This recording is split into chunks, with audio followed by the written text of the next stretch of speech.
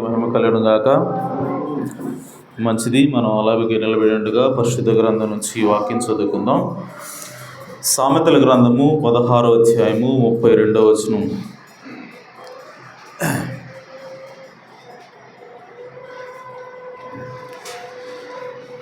సామెతల గ్రంథము 16వ అధ్యాయము 32వ వచనం.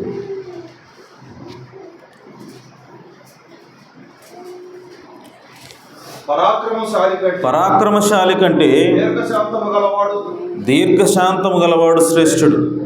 పట్టణము పట్టుకుని వాని కంటే తన మనస్సును స్వాధీనపరుచుకున్నవాడు శ్రేష్ఠుడు. దేవుడు తన పరిశుద్ధ వాక్యములకు తన ఆశీస్సులు జోడి చేయనుగాక. అలాగే తలలు వంచి మనం చిన్న ప్రార్థన చేసుకున్నాం. సర్వోన్నతుడ, సర్వశక్తి గల తండ్రి, మమ్మల్ని మిక్కిలుగా ప్రేమించి మా కొరకు పరలోకమును విడిచిపెట్టి భూమి మీదకి దిగి వచ్చిన మా గొప్ప దేవ, మీ ఘననామములకు స్తోత్రము తండ్రి.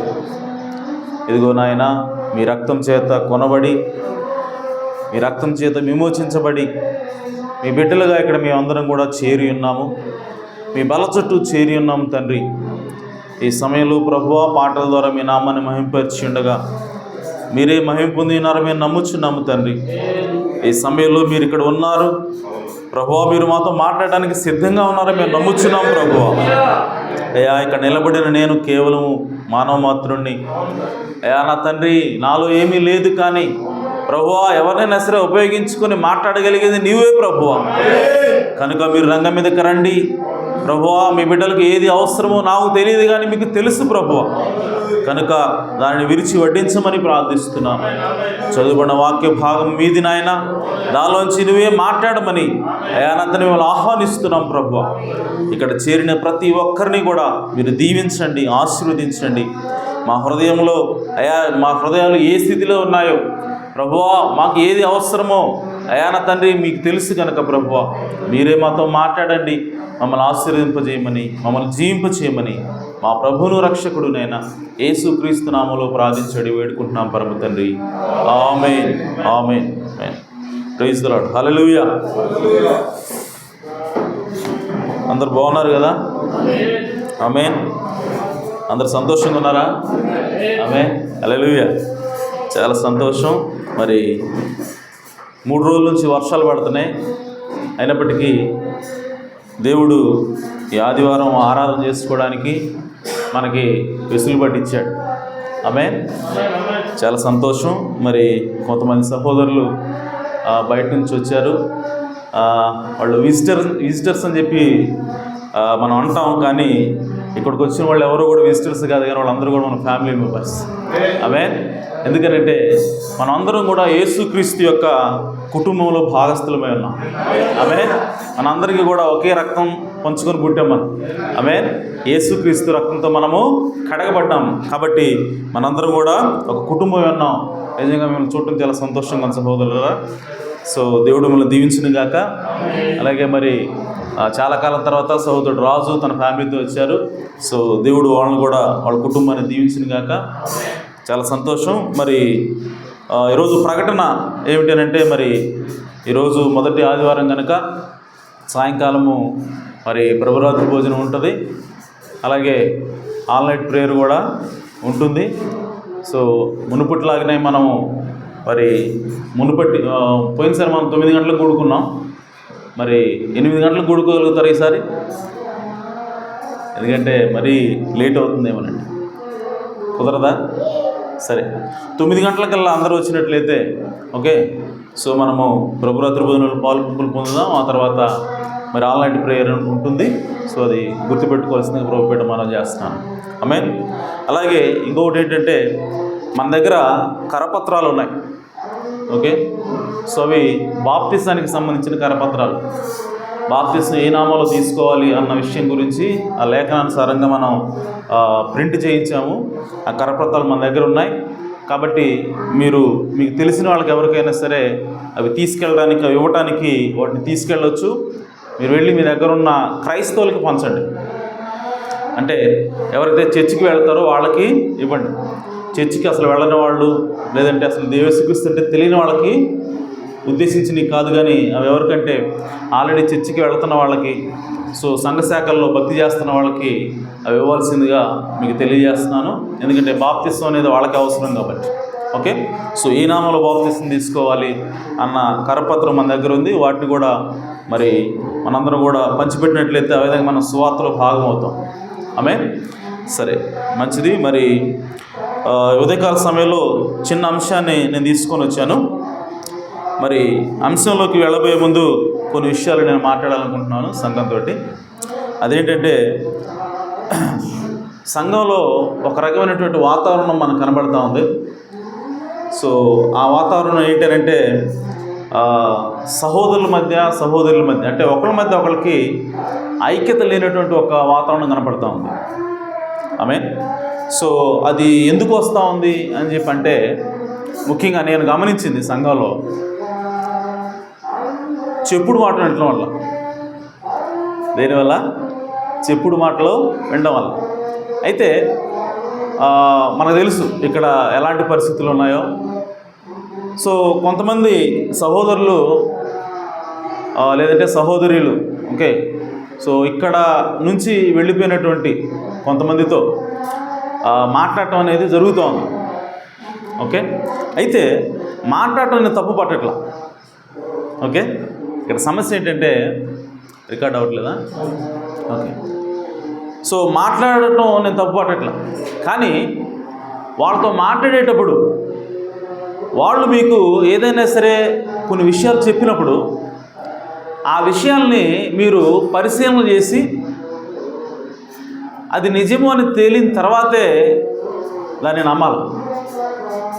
ఓకే, అలా కాకుండా వాళ్ళు చెప్పిన ప్రతి విషయాన్ని కూడా మీరు మనసులో తీసుకొని ఉన్నప్పుడు ఏమవుతుందంటే, ఇక్కడ ఉన్నటువంటి సహవాసం దెబ్బతింటా ఉంది.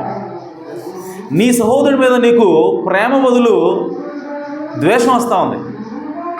నీ సహోదరుడి మీద ఆప్యాయత బదులు వీడేంట్రా ఎలా ఉన్నాడు, వీడింత క్రూరుడా అని ఒక ఆలోచన వస్తూ ఉంది. ఎప్పుడు అది నిజమో కాదు నీకు తెలీదు. ఆమె అతను చెప్పింది లేదంటే ఆ స్త్రీ చెప్పింది నిజమో కాదో నీకు తెలియకుండానే నువ్వు ఆటోమేటిక్గా విన్నప్పుడు నమ్మేస్తున్నాం మనం. సో అటువంటి యాటిట్యూడ్ మాత్రం తీసేసుకోండి. మాట్లాడొద్దు నేను అంటలా. ఓకే, ఎందుకు మాట్లాడేది వాటిని తీసుకునే విధానంలో మీరు జాగ్రత్తగా ఉండాలి. ఎందుకనంటే అది ఐక్యతను దెబ్బతీస్తూ ఉంది. సహోదరులు ఐక్యత కలిగి ఉండాలా, సహోదరుల మధ్య ప్రేమ ఉండాలి. ఆ ప్రేమని చెడగొట్టే ఏదైనా సరే మనం తీసేయాల్సిందే. ఆమేన్.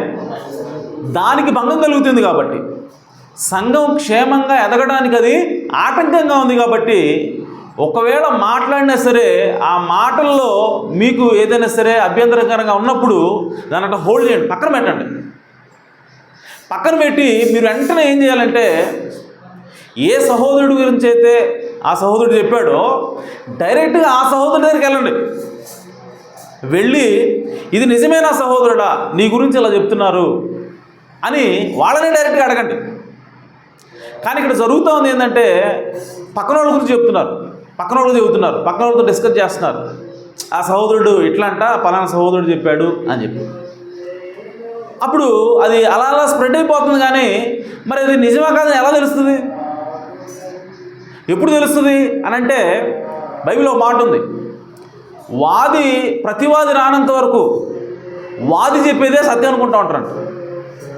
ఆమేన్. అంటే మామూలు వాడుక భాషలో చెప్పాలంటే, వాది ప్రతివాది ఎదురుంటారు. అంటే ఇప్పుడు నేనున్నాను, నా జీవితంలో ఒక సంఘటన జరిగినప్పుడు అది వేరే వాడు నీకు చెప్పాడు అనుకో. ఓకే, వాడు వాది. నా జీవితంలో జరిగిన విషయాన్ని వేరేవాడు నీకు చెప్తున్నప్పుడు అతను వాది. ఓకే, ఇప్పుడు అసలు అది జరిగిందా లేదా, అది సత్యమా కాదా తెలుసుకోవాలంటే ఏం చేయాలి? అది నిర్ధారణ ఎప్పుడవుద్ది? ప్రతివాది వచ్చినప్పుడు. అనగా ఎవరి మీదైతే నేరం మోపబడిందో ఆ వ్యక్తి కూడా రావాలా. ఆ వ్యక్తి వచ్చి ఎవరైతే చెబుతున్నాడో ఆ వ్యక్తి, వీళ్ళిద్దరూ కూడా ఒకే చోట ఉండాలి. ఆమేన్. ఒకే చోట ఉండి అప్పుడు ఆ వ్యక్తి చెబితే ఈ వ్యక్తి దానికి సమాధానం చెప్తాడు, చెప్పి క్లారిఫికేషన్ ఇస్తాడు. ఇచ్చినప్పుడు అప్పుడు మనకు తేడా పడుతుంది విషయం ఏంటనేది. ఆ ప్రతివాది రానంత వరకు కూడా మనకేమనిపిస్తుంది అంటే ఆ వ్యక్తి చెప్పింది కరెక్ట్ అనిపిస్తూ ఉంటుంది. ఆమేన్. సో అది ప్రమాదం. సో దానివల్ల ఏమవుతుందనంటే ఆ సహోదరుడు, ఆ ప్రతివాది మీద మనకి ద్వేషం ఏర్పడుతూ ఉంటుంది. ఆ ప్రతివాదితో మన మనసు కలపలేము. ఆమేన్. కాబట్టి అది ఏం చేస్తూ ఉందంటే సహోదరుల మధ్య ఐక్యతను కట్ చేస్తుంది. కాబట్టి అది ప్రమాదం. కాబట్టి మీరు ఏం చేస్తారంటే ఎవరైనా సరే, ఎవరి గురించి అయినా సరే, ఏదైనా సరే ఒక విషయం చెప్పినప్పుడు మీరేం చేయాలంటే అది కరెక్టా కాదా అన్నది ఎవరి దగ్గరికి వెళ్ళి తెలుసుకోవాలంటే ఆ వ్యక్తి దగ్గరికి వెళ్ళాలి. ఇదేంది, ఆ వ్యక్తి దగ్గరికి వెళ్ళినప్పుడు ఆ వ్యక్తి ఎట్లా చెబుతాడు నిజం? ఇది ప్రశ్న. ఓకే, ఎందుకు వెళ్ళాం మనం ఆ వ్యక్తిని దగ్గర డైరెక్ట్గా? ఎందుకు అడగమంటే వాడి దగ్గరికి వెళ్ళిన నిజం చెబుతాడు గ్యారంటీ ఏందండి? ఆమేన్. నిజం చెబుతాడని గ్యారంటీ ఏందండి అని అంటే బైబిల్ అట్లా చెప్పట్లేదు. బైబిల్ ఏం చెప్తుందంటే ఒకటి మాట ఎలాగా మనం ఎస్టాబ్లిష్ చేయాలి అని అంటే వాడు చెప్పింది అవునా కాదు, అంతే. ఆమేన్. ఒకరి మాట అవునంటే అవును, కాదంటే కాదు. దానికి ఒకడు అబద్ధం చెప్పాడు అనుకో, అప్పుడు ఎవరు తీసుకుంటాడు బాధ్యత? దేవుడు తీసుకుంటాడు. నీకెందుకు? వాడు అబద్ధం చెబుతున్నాడు, నిజం చెబుతున్నాడు అనేది నీకు సంబంధం లేదు. కానీ నిర్ధారణ అనేది ఎవరి మీద అవుతుంది? వాడి మాట మీద నిర్ధారణ చేయాలి. ఆమేన్. వాడు అబద్ధం చెప్పాడు అనుకో, అప్పుడు దేవుడు రంగం మీదకి వస్తాడు. నీకేంటి అంత బాధ? ఆమేన్. సో నీకే నష్టం లేదు కదా దానివల్ల. అతని జీవితంలో ఏదో జరిగింది, అది వాడు ఒకవేళ నిజంగా దాచిపెట్టాడు అనుకో, సో అతిక్రమం దాచిపెట్టిన వాడు వర్ధిల్లుడని బైబిల్ చెప్తా ఉంది. సో వాడిని వర్ధిల్ల చేసేది, శపించేది దేవుడు చూసుకుంటాడు. ఆమేన్. నువ్వు ఇన్వెస్టిగేషన్ చేయాల్సిన అవసరం లేదు. నువ్వు అతని మాట తీసుకుని ఓకే సహోదరుడు నేను నమ్ముతున్నాను అంతే. అంటే ఏం చూపిస్తా ఉందంటే నువ్వు అతని మాట నమ్ముతున్నావు అంటే అతని మీద నమ్మకం ఉందని అర్థం, అతను నువ్వు ప్రేమిస్తున్నావు అని అర్థం. అలా కాకుండా ఇతడు చెబుతాడో లేదో, అబద్ధం చెబుతాడో ఏం చెబుతాడో అంటున్నావంటే నువ్వు ఆ సహోదరుడు ప్రేమించట్లేదని అర్థం ముందుగానే. ఆమేన్. ప్రేమ ఉన్న దగ్గర నమ్మకం ఉంటుంది. ఆమేన్. అవునా కాదా? నువ్వు ఎవరైనా ఒక వ్యక్తిని ప్రేమిస్తే ఆ వ్యక్తి ఏం చెప్పినా నమ్ముతావు నువ్వు. ఆమేన్. అలా కాకుండా ఆ వ్యక్తి ఏం చెప్పినా సరే నా అనుమానిస్తున్నావు అనుకో, నా అర్థం ఏంటి? ఆ వ్యక్తి నువ్వు ప్రేమించట్లేదని అర్థం. అలాగే మన సహోదరుని మనం ప్రేమించాలని బైబిల్ చెప్తా ఉంది. మన సహోదరుని మనం ప్రేమించాలని బైబిల్ చెప్తా ఉంది. సో చెబుతున్నప్పుడు నువ్వు ఆ ప్రేమకి విరుద్ధంగా నువ్వు అతను నమ్మట్లేదు, అతను ఏం చెప్తున్నాడు, అబద్ధం చెప్తాడేమో అన్న అనుమానం వ్యక్తం చేస్తున్నావు అంటే నువ్వు నిజంగా క్రీస్తు ప్రేమ చేతను ప్రేమించట్లేదని అర్థం. కాబట్టి ప్రియ సోదరి సోదరులారా, ఇదంతా కూడా దెయ్యం చేసేటువంటి పని. ఆమేన్. సహోదరుల మధ్య ఐక్యత లేకుండా చేయడానికి, సంఘాన్ని మొక్కలు చేయడానికి దెయ్యం చేసేటువంటి పని. ఆమేన్. కాబట్టి మీరు బయటకు వెళ్ళిపోయిన వాళ్ళతోటి మీరు మాట్లాడొద్దు నేను చెప్పట్లా. ఓకే, అయితే ఒకవేళ అది నష్టం తెచ్చేదైతే, వాళ్ళు చెప్పిన విషయము మన ఐక్యతని భంగం చేసేదైతే మీరు దాన్ని పక్కన పెట్టేసేయండి, అది మనకు అనవసరం. ఓకే, సో కాబట్టి ఆ విషయంలో జాగ్రత్తగా ఉండాలని నేను మనం చేస్తున్నాను. ఓకే, అయితే నా మీద కూడా చాలా దుష్ప్రచారాలు జరుగుతున్నాయని చెప్పి నాకు వినపడింది. అయితే అది చేసేది సహోదరులు కాదు కానీ దెయ్యం చేస్తూ ఉంది. ఆమేన్. సో ఏ సహోదరుడు అయితే మాట్లాడుతున్నాడో ఆ సహోదరుడిని నేను ప్రేమిస్తున్నా, కానీ అది చేసేది ఆ సహోదరుడు కాదు కానీ దెయ్యం చేస్తూ ఉంది అది. ఆమేన్. అయితే నేను మన సహోదరులు చెప్పాను, ఆ విషయంలో క్లారిటీ ఇవ్వాల్సినటువంటి బాధ్యత నా మీద ఉంది. ఎందుకంటే బయట ఎక్కడో మాట్లాడుకుంటే నేను దానికి సమాధానం చెప్పాల్సిన అవసరం లేదు. కానీ సంఘంలోనే ఒక పాస్టర్ గారి గురించి సంఘంలో చర్చ జరుగుతున్నప్పుడు దాని గురించి క్లారిటీ ఇవ్వాల్సిన బాధ్యత నా మీద ఉంది. ఎందుకనంటే ఆ క్లారిటీ ఇవ్వకపోతే సంఘం బద్దలైపోయేటువంటి ప్రమాదం ఉంది. పాస్టర్ గారికి సంఘానికి మధ్య అటువంటి ఐక్యత లేనప్పుడు ఇక్కడ పాస్టర్ గారు బోధించే బోధ మీకు ఏమవుతుంది? తీసుకోలేరు కదా. మనసులో ఒకటి ఉంది, పాస్టర్ గారు ఎట్ట చేశాడంట అట్ట చేశాడంట అని. ఆ మనస్తత్వంతో వచ్చి ఇక్కడ కూర్చొని పాస్టర్ గారు చెప్పేది వినాలంటే ఎలా వింటారు? మీరు వినలేరు కదా. సో కాబట్టి అది ఆ బోధ మీకు ఎక్కాలంటే, అనగా దేవుని యొక్క వాక్యం మీ హృదయంలో ఫలించాలంటే ముందు అటన్నింటిని కూడా కట్ చేయాలని అనుకుంటున్నాను నేను. ఆమేన్. అందుకోసమే ఏ సహోదరుడైతే నా గురించి చెప్తున్నాడో ఆ సహోదరుడికి మీరు చెప్పండి, ఈరోజు ఆదివారం ఓకే మధ్యాహ్నం మనం కూర్చుందాం. ఆ సహోదరుడు ఏదైనా ప్రశ్నలు ఉంటే, ఏదైనా డౌట్లు ఉంటే నా మీద నేను అతనికి క్లారిఫై చేయడానికి నేను సిద్ధంగా ఉన్నాను. కాబట్టి ఆ సహోదరుడు చెప్పమని చెప్పాను.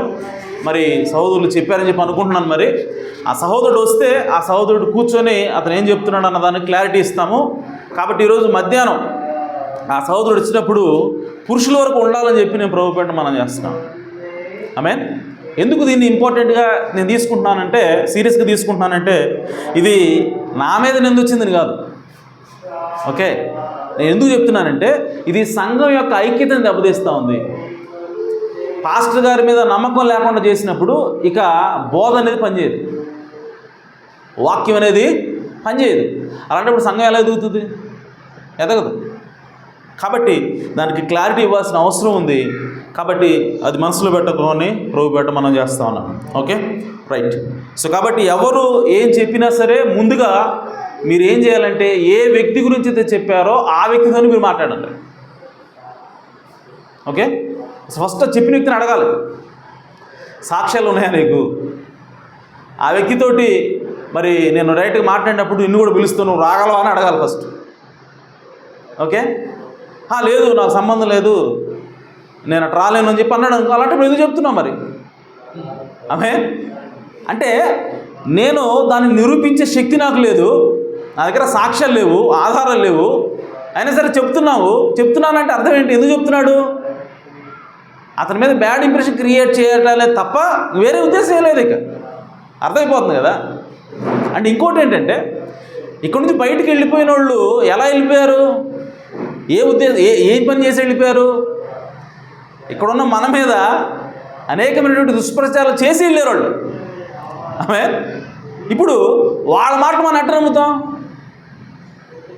ఆమె అర్థమవుతుందా? సో ఏమాత్రం మనకి కామన్ సెన్స్ ఉన్నా, ఓకే, వాళ్ళు ఆల్రెడీ నిందలేసి వెళ్ళిపోయారు, మరి వాళ్ళు చెప్పిన మాటలు మనం ఎట్ట పట్టుకోగలుగుతాం? వాళ్ళు ఆ మాటలు మనం ఎలా నమ్మకం ఉంచగలుగుతాం? వాళ్ళు ఆల్రెడీ అబద్ధాలు చెప్పేవాళ్ళని అర్థమైపోయింది. అర్థమైనప్పుడు వాళ్ళ మాటలు మనం ఎట్ట నమ్ముతాం? అసలు తీసుకోకూడదు అట్లాంటివి. ఒకవేళ తీసుకోవాలనుకున్నప్పుడు ఏం చేయాలంటే సాక్ష్యాలు ఉన్నాయా, నువ్వు ఎదురుగా నిలబెట్టి మాట్లాడిస్తా, నువ్వు మాట్లాడగలవా అని అంటే ఓకే, ఎస్ అంటే అప్పుడు ఓకే. లేదు నేను మాట్లాడనని చెప్పంటే ఇంక అసలు అది వినాల్సిన అవసరం లేదు. అర్థమైపోతుంది అక్కడే. అది కేవలం దురుద్దేశంతోనే చెప్తున్న మాటలని. కాబట్టి ప్రియ సోదరి సోదరులారా, ఈ సంఘంలో ఎవరు ఎలాంటి వాళ్ళైనా సరే, ఎవరు ఏ క్యారెక్టర్తో ఉన్నా సరే, మనం ఏం చేయాలంటే మనం ప్రేమించాలి. హల్లెలూయా. మనం ఏం చేయాలి? ప్రేమించాలి. ఇంకొక విషయం నేను క్లారిటీ ఇవ్వాలనుకుంటున్నాను. అదేంటంటే ఈ మధ్యకాలంలో మరి నేను పేర్లు చెప్పదలుచుకోలేదు, మీకు అందరూ తెలుసు. మరి మ్యారేజ్ అయింది, మ్యారేజ్ చేశారు ఒక సహోదరులు. ఆ సహోదరుల గురించి కూడా మరి సంఘంలో ఒక రకమైనటువంటి డిస్కషన్ జరుగుతూ ఉంది. ఓకే, సో దాని గురించి కూడా నేను క్లారిటీ ఇవ్వాలనుకుంటున్నాను. ఓకే, ఆ సహోదరుడు ఎందుకు పెళ్లి చేశాడో, ఓకే, ఏ పరిస్థితుల్లో పెళ్లి చేయాల్సి వచ్చిందో మనకు తెలియదు. ఓకే, అయితే మనం ఏం చేయాలి మరి? ఆ సహోదరుడు చేసింది తప్పే అనుకుందాం. ఓకే, మరి ఆ సహోదరుడి పట్ల, పెళ్లి చేసుకున్న ఆ సహోదరుడి పట్ల మన దృక్పథం ఎలా ఉండాలి? ఆమె మనం అతనితో మాట్లాడవచ్చా, మాట్లాడకూడదా? ఓకే, అతనితో స్నేహం చేయొచ్చా, చేయకూడదా? ఓకే, ప్రియ సోదరి సోదరులారా, నేను చెప్తున్నాను, బైబిల్లో ప్రవక్త ఏం చెప్తా ఉన్నాడంటే, ప్రవక్త జీవితంలో కూడా సేమ్ అదే జరిగింది. ప్రవక్త కొడుకు, పెద్ద కొడుకు బిల్లీపాలు స్కూల్లో ఉన్న సమయంలో ఒక అమ్మాయిని పెళ్లి చేసుకున్నాడు వెళ్ళి. ఓకే, పెళ్లి చేసుకున్నప్పుడు ఆ తర్వాత మరి ఏ కారణం చేతనో మనకు తెలియదు, ప్రవక్త బ్రాహ్మణం గారు అలాగే ఆ అమ్మాయి ఎవరైతే ఉన్నారో ఆ అమ్మాయి తండ్రి వీళ్ళిద్దరూ వెళ్ళి ఆ పెళ్లిని క్యాన్సిల్ చేశారు. అంటే విడాకులు ఇచ్చారన్నమాట, విడాకులు తీసుకున్నారు. సో బిల్లీపాల్కి ఒక అమ్మాయితో ఆల్రెడీ మ్యారేజ్ అయింది, విడాకులు అయిపోయినాయి. ఏ కారణంతో విడాకులు తీసుకున్నారో మనకు తెలియదు, విడాకులు అయితే అయిపోయినాయి. ఆ అమ్మాయి చిన్నపిల్ల, అంటే స్కూల్ చదివే పిల్ల. మరి బిల్లీపాల్ గారికి ఏ వయసు ఉందో ఆ టైంలో మనకు తెలియదు, కానీ మ్యారేజ్ అయిపోయింది. ఓకే, ఆ తర్వాత అదే బిల్లీపాల్ కొన్ని సంవత్సరాల తర్వాత తన తండ్రి దగ్గరికి వచ్చి ఆయన ఏమన్నాడంటే, డాడీ నాకు పెళ్లి చేయను అన్నాడు. ఆమె ఆ పెళ్లి చేయనప్పుడు ప్రవక్త బ్రాహ్మణ్ గారు అన్నారు, ఎట్టి పరిస్థితుల్లో నేను నీకు పెళ్లి చేయను. ఏమన్నాడు? ఎట్టి పరిస్థితుల్లో నేను నీకు పెళ్లి చేయను. ఎందుకంటే యు ఆర్ ఆల్రెడీ మ్యారీడ్, నీకు ఆల్రెడీ పేరు లేదు, ఇదివరకే నీకు పెళ్ళయింది, కాబట్టి నేను నీకు పెళ్ళి చేయను అని చెప్పి అన్నప్పుడు బిల్లీ పాల్ ఏం చేశాడంటే బయటికి వెళ్ళిపోయి రిజిస్టర్ మ్యారేజ్ ఏదో ఎలాగోలా చేసుకున్నాడు, ఆయన పెళ్లి చేసుకున్నాడు. ఇప్పుడు ఆ పెళ్లి చేసుకున్నటువంటి ఆ అమ్మాయి పట్ల, బిల్లీ పాల్ పట్ల ప్రవక్త ఎలా వ్యవహరించాడు? ఎలా వ్యవహరించుంటాడు మీరు చెప్పండి. ఇదే ఇప్పుడు మనకు కూడా సేమ్ కండిషన్, సేమ్ సిచ్యువేషన్ వచ్చింది. ఆమె ఒక సహోదరుడు తన కొడుకు పెళ్లి చేశాడు, ఆ సహోదరుడు పెళ్లి చేసుకున్నాడు. ఓకే, 3, 4 ఎన్నో పెళ్ళి మనకు అనవసరం. ఓకే, సో ఇలాంటి సిచ్యువేషన్లో ఆ సహోదరుడి పట్ల, ఆ పెళ్లి చేసుకున్న సహోదరుడి పట్ల మన దృక్పథం ఎలా ఉండాలి? ప్రవక్త ఏం చేశాడు, మనం కూడా అదే చేయాలిగా. ఆమె ప్రవక్త కంటే మనకు ఎక్కువ తెలుసా? ప్రవక్త కంటే మనం నీతిమంతులమా? కాదు. ఓకే, సో మీకు చెప్తాను, ప్రవక్త ఏం చేశాడో తెలుసా? ఆ తీసుకొచ్చిన అమ్మాయిని, అంటే రెండోసారి పెళ్లి చేసుకున్న ఆ అమ్మాయిని నా కోడలు అన్నాడు ఆయన. విలియం బ్రాహ్మణ్ గారు నా కోడలని యాక్సెప్ట్ చేశాడు. అలాగే పెళ్లి చేసుకున్నటువంటి బిల్లీ పాల్ని తన మినిస్ట్రీలో, అనగా ఆయన కోటాలు పెట్టినప్పుడు, ఓకే, సువార్తకు వెళ్ళినప్పుడు ఈ ప్రార్థనా కార్డులు ఇస్తారు కదా, ఆ ప్రార్థనా కార్డులు ఇచ్చేవాడుగా ఆయన ఇంకా కొనసాగించాడు. ఆయన అంటే తన మినిస్ట్రీలో వాడుకున్నాడు, పుల్పిట్ ఎక్కనీలా, అది మాత్రం షూర్. ఎందుకని రెండో పెళ్ళి కాబట్టి బోధించడానికి, లేదంటే పాస్టర్గా ఉండడానికి, లేదంటే సువార్థకుడిగా ఉండడానికి అతను అర్హుడు కాదు. కానీ అతని మినిస్ట్రీలో వాడుకున్నాడు ప్రవక్త. సేవలో అతనికి స్థానం ఇచ్చి పరిచర్యలో వాడుకున్నాడు. ఆమేన్. ఇంకో విషయం ఏంటంటే బిల్లీ పాలు ఆ సంఘంలో అతను ట్రస్టీగా ఉన్నాడు. ఆమేన్. ట్రస్టీ బోర్డులో అతను ఒక మెంబర్గా ఉన్నాడు. ఓకే, ఆ తర్వాత ప్రియ సోదరి సోదరా, వాళ్ళిద్దరికీ పిల్లలు పుట్టారు. ఎవరు? బిల్లీ పాల్కి రెండో పెళ్లి చేసుకున్న ఆ అమ్మాయికి 2 పిల్లలు పుట్టారు. ఇంకో విషయం తెలుసా? ఆ పిల్లలు పుడతారని దేవుడు ప్రవక్తకి దర్శనం ఇచ్చాడు. అంటే దేవుడు కూడా యాక్సెప్టెడ్. హల్లెలూయా. దేవుడు కూడా ప్రాబ్లం లేదు. ఓకే, సో వాళ్ళు చేసింది తప్పు, పాపం, ఇంకా క్షమించడానికి వీల్లేని పాపం అని చెప్పి అనుకుంటే దేవుడు వాళ్ళకి దర్శనించి పిల్లలు ఇవ్వడు కదా. ఆమేన్.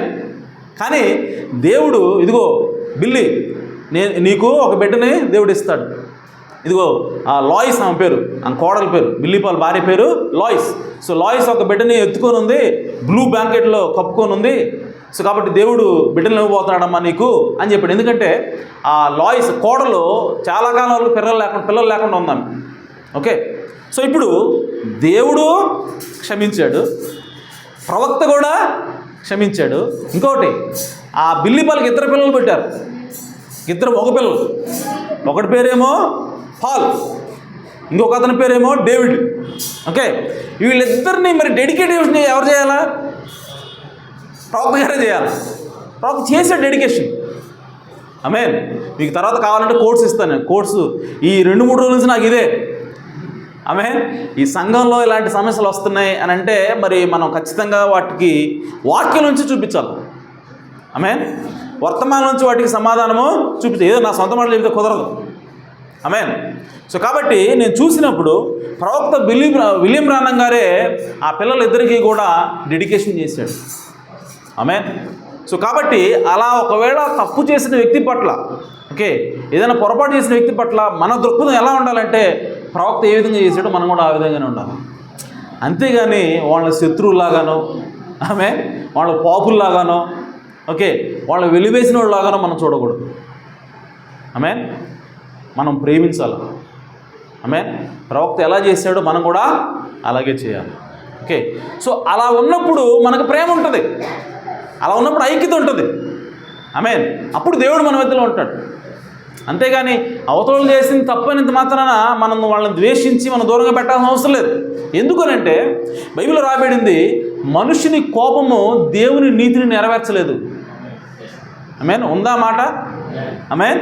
మనుషుని కోపము అంటే వాడు తప్పు చేసాడు, నేను కోపం వచ్చింది, కోపం వచ్చి నువ్వు దూరంగా పెడుతున్నాడు, అంత మాత్రాన దేవుని నీతి నెరవేరుతుందా? లేదు. అలాంటప్పుడు కోపడాల్సిన అవసరం ఏంటి? నీ సహోదరుని శత్రువుగా చూడాల్సిన అవసరం ఏంటి? నీ సహోదరుని వెలివేయాల్సిన అవసరం ఏంటి? ఆమె కాబట్టి ప్రియ సహోదరి సోదరులారా, ప్రవక్త దేవుడే బిల్లీ పాల్ని క్షమించి వాళ్ళతో వాళ్ళు ఆ విధంగా మెలిగారు. కానీ ఆయన చేసిన తప్పులు మాత్రం ఒప్పుకోలేదు. నువ్వు తప్పు చేసావు కాబట్టి నేను నీకు పెళ్లి చేసినాను అన్నాడు ఆయన. ఆమె పెళ్లి చేయాల, కానీ బయటికి పోయి ఆయన పెళ్లి చేసుకున్నాడు. అని పెళ్లి చేసుకు వచ్చిన తర్వాత ఎలా చూస్తున్నాడు అంటే మామూలు యాజ్ యూజువల్ కానీ ప్రేమిస్తున్నాడు, అన్ని పనులు చేస్తున్నాడు ఆయన. అలాగే మనం కూడా ఉండాలి. ఓకే, అలా ఉన్నప్పుడు ఏమవుతుందంటే సంఘం అనేది క్షేమాభివృద్ధి చెందుతుంది. సంఘంలో ఎలాంటి ఘర్షణ వాతావరణము ఉండదు. సంఘంలో ఎలాంటి ద్వేషపూరితమైనటువంటి వాతావరణము ఉండదు. ప్రేమపూర్వకంగా ఉంటుంది కాబట్టి దేవుడు అక్కడ ఉంటాడు. ఆమేన్. రైట్. సో అవి నేను చెప్పాలనుకున్నాను. సరే, వాక్యంలోకి వెళదాం. ఆమేన్. సో చదువుని వాక్య భాగం నుంచి ఈ ఉదయకాల సమయంలో చిన్న అంశం ఏంటంటే తన మనస్సును స్వాధీనపరుచుకున్నవాడు. ఆమేన్. తన మనస్సును స్వాధీనపరుచుకున్నవాడు. ఆమేన్.